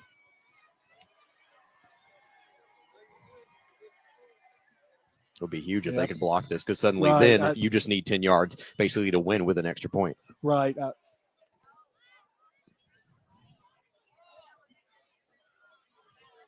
You certainly don't want to have a rough situation there. So we'll see here. Hoffman's had a great night. It really wasn't his fault that that kick got blocked. It was his offensive or special teams line. Kick is up. It is true. That is 35-28. Headed to the bottom half of the overtime. A little baseball, a little postseason baseball there. As Raiders will get it next. So we'll go ahead and take a quick timeout, and the Raiders will sit up at the 10-yard line, and they'll try to do it as well. But Smith scores from 2 yards out, 35-28 Summertown, after we come out from this timeout. Haney Realty and Property Management considers a privilege to help you find the right deal. Hi, this is Daniel Haney. Are you listing, selling, buying, renting, or looking for property management? Let Haney Realty and Property Management create the plan that fits your needs. Our agents bring diverse experience and knowledge of Giles County, Middle Tennessee, and North Alabama. We offer a friendly, professional, and creative approach to your specific needs. Haney Realty and Property Management is your best friend in real estate. Call 347-9150 and find our listings at HaneyRealtyPM.com. So Raiders get to the line quickly here. Hand off Eastlick. Eastlick runs into a pile of Raider and Summertown players, and he'll pick up 1 yard on the play. We'll bring up 2nd down and goal for the Raiders. So 2nd and goal from the 9. Yeah, the one thing about from the 10-yard line lining up there, Mark, is that you got a smaller field to play with. Yep. More hands in a small amount of space there can make it kind of difficult there. You certainly don't want to risk a turnover here. That would end the ball game. But you want to be careful if you go to a passing situation. 35-28, Summertown leads. Raiders, though, trying to answer here on the 2nd possession of the 1st overtime. Kind of a bunch formation here. Actually, the Maryland Eye is what they're lining up in. Woodard under center. Haven't seen that tonight. Play action. Rolls left, bootleg. Oh, he's being chased down, and they couldn't sack him, though. He's running to his right now. Still haven't gotten him down yet. He's spinning. He fumbles. Summertown has the ball, and that's going to be your ball game, folks. As tried to make something happen there, and that will wait to make sure that they signal no flags down. But that should. Well, they're not stopping yet, so maybe. They call his momentum stop, maybe? Yeah. Because, Summertown head back on the field. Maybe they all are calling forward progress on the play, as he was kind of spinning in a circle there, and maybe they'd already blown the whistle. So the question is, did they blow the whistle before the ball was lost? Nope. They say that's your ball game, folks. Wow. And so the 5th turnover of the game is going to do it, and Coach Nick Patterson and the Raiders displeased. Patterson made a little contact with the referee there. That's a no-no. I was about to say it was with his play sheet. It wasn't like his hand or anything, but still, you got to be careful there, Mark. And Raiders still arguing their case, but that's going to do it, folks. That call there at the end looked a little bit delayed, though. I think that's why he was a little upset. Oh, I mean, and it's for the ball game. Now, remember, this is a non-region game, but it's for the ball game. I get this situation. I get, that's tough to suffer your second loss this way. Luckily, like I said, non-region doesn't affect your view toward the playoffs. Doesn't affect your I was about to say, Tim Bobo Dickey has the probably best words of the night is go ahead and get these turnovers out of the way versus non-region opponents. So 5 turnovers one night. So appreciate you, Bobo. But Raiders end up falling 35-28. That's a tough loss to swallow because you lost the turnover battle 5-1 and you lose in overtime. You have to feel really good about what you did as a team tonight. Yeah, and that's the thing. In spite of 5 turnovers, you went to overtime. You put up 28 points. You still moved the ball. You, at times, defensively did well, but Summertown, for a good part of the night, played with superior field position. And field position dictates so much of what you're able to do offensively, the type of plays you're going to call. If you're on your own 20 as opposed to being on your opponent's 35 starting out. Defense is having to play sudden change, and Richland's defense had to do that several times tonight. I think over time, obviously it worked in Summertown's favor, and yet Richland was still there and had the chance to win it at several points. And for the most part, I like that last play by Woodard to try to evade because if you take a 10-yard loss on a sack and it's 3rd and goal from the 18, that's a tough situation to come back from. Yeah. I think that you do have to try to evade there. You do have to try to stay up. It just is unfortunate that it resulted in the 3rd fumble lost of the night. So it didn't work out. I don't think it was a bad play necessarily, but sometimes the ball just doesn't fall in your favor, and tonight it didn't. So we're actually without a timeout. We're already in extra time anyway. We're going to go ahead and go into our M&M Staffing post-game show, and so we have to give out some awards here. So first off, just your final thoughts from the game before we give those awards. Yeah, just a game that delivered in every way what we expected it would be and more, and we got more, certainly in overtime. Summertown, their reputation preceded them in every way. Just a tough physical team, just really giving the Richland defense a hard time tonight, just with the great offensive line, good backs, not really having to throw a lot tonight. Summertown said, we're going to line up, we're going to run it down your throat, and they did. Took advantage of turnovers there. Richland certainly didn't help themselves, and yet kudos to Richland for still, in spite of those mistakes, still making a game of it. Woodard with a couple of touchdowns there, being able to scramble there. Key plays from Eastlick, Nash Petty, still able to move the ball a lot. Just, shooting yourself in the foot in many respects there. And a game that ultimately comes down. Ooh, and there's some pushing and shoving out on the field. Luckily, cops are there to, break things up. Wow. But, the teams kind of came together, and you can see both head coaches. Good to see there. They're both pushing their guys back saying, hey, we're going to get in our corners here, and we're not going to do this. Mark, it is common for a lot of teams where you'll come together to meet in the middle for a prayer huddle, something like that. You want to kind of build some unity, have good sportsmanship, and you hate to see it end on something like that. Yeah, but I don't think that's either team's fault there. Just a little extracurriculars, nothing too bad. So they're now moving to their respective corners now for each team. I want to go ahead and give out our post-game awards. So first, our first Realty Group play of the game. This is a tough one because remember, we for anyone listening who's Main Street Media listening, because these are local home sponsors, they want it to be a Richland, play. So I know most people would say, why not the fumble recovery for the win? Well, once again, home sponsors want to hear home teams get those awards, and so that's a tough one. Do you have any initial thoughts? Oh my goodness, just several plays come to mind there. I think of the Woodard touchdown pass to Sands there to tie it there in at the beginning of the 3rd quarter, which completely changed the scope of the game there after Richland was down 2 scores. I think that's a big one there. I think really I have one in mind. I want to see if you say it. I think some plays that really set up those short yardage scores. Petty, for example, there in the 3rd quarter. What are you thinking, Mark? I'm going to say an unusual one. The blocked field goal. Because I think if they hit that field goal, we're not going to overtime probably. Sure. And I think that was potentially a game winner if the Raiders could have scored there. And so genuinely, I'm going to overrule you here. I'm going to go ahead and call the First Realty Group play of the game. I'm going to say the blocked field goal because that was huge. Richland getting a chance to go down and win at the end. Of course, they got a turnover on downs. It didn't work out, but that's my initial call there for the First Realty Group play of the game. Then we have, of course, and I think we're going to agree on this one, but I want to hear your take first. Our Haney Realty and Property Management offensive player of the game. Who you got there? Oh, my goodness. I'm leaning towards Nash Petty. That was my answer, too. Just especially in the second half. I think they got him more involved there on one of their late scores there. They started to him early. They threw to him out of the backfield. Of course, utilize his running ability, just his ability to cut and keep the defense guessing all night long. Absolutely. So your Haney Realty and Property Management offensive player of the game, Nash Petty, our Pulaski Natural Gas defensive player of the game. I have one. I'm going to go ahead and say my name first for this one. I think Camden McNeese, number 77. He had a great night at the defensive end position, had a huge sack, came up for a couple big tackles for loss. I think that he makes a good case. Yeah, and I agree with you, Mark. We called his name there tonight. A.J. Bates, of course, comes to mind for me. Also Shooter Foster as well. Yeah, absolutely. So Camden McNeese wins your Pulaski Natural Gas defensive player of the game there as well. So, Dylan, it's been a very fun 3 or 4 weeks here that we've got to call these games. Yes, sir. I've enjoyed it. We've seen some good football from Richland and getting to see some good region games tonight. Non-region action with Summertown, an old rival. There's some great local high school football. It's been a pleasure to be a part of it.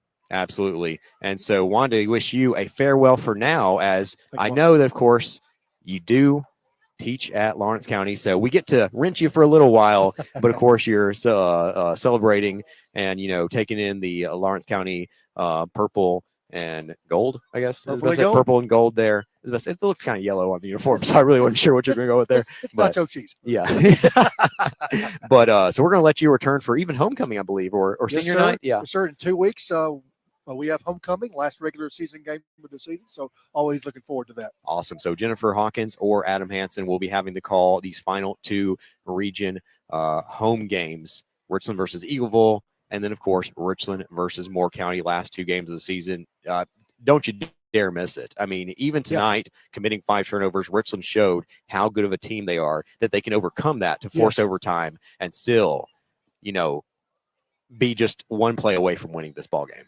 Absolutely, Mark. I think you said it, that they do have that mental fortitude to stay in ball games and overcome those mistakes. Absolutely. And so Raiders fall 35-28 to Summertown here in non-region action. Did want to shout out one final time. Thank you for listening or watching on Main Street Media, Radio, or TV. We really appreciate you picking a Richland game for the game of the week. We had a lot of fun covering it. And I think for those of you who may not listen to Richland normally and are only listening because it's the game of the week, maybe you got to see something from Richland and Summertown that you didn't know about. And maybe you follow these teams for the rest of the regular season and the postseason as well, because they've really earned it. So Richland falls to 6-2 on the year. Summertown improves to 6-2 on the year, as they will now finish out with region action going forward as they look for playoff appearances. Richland's already earned one, but going forward after that, they're looking for home field advantage in the playoffs as well. So 35-28.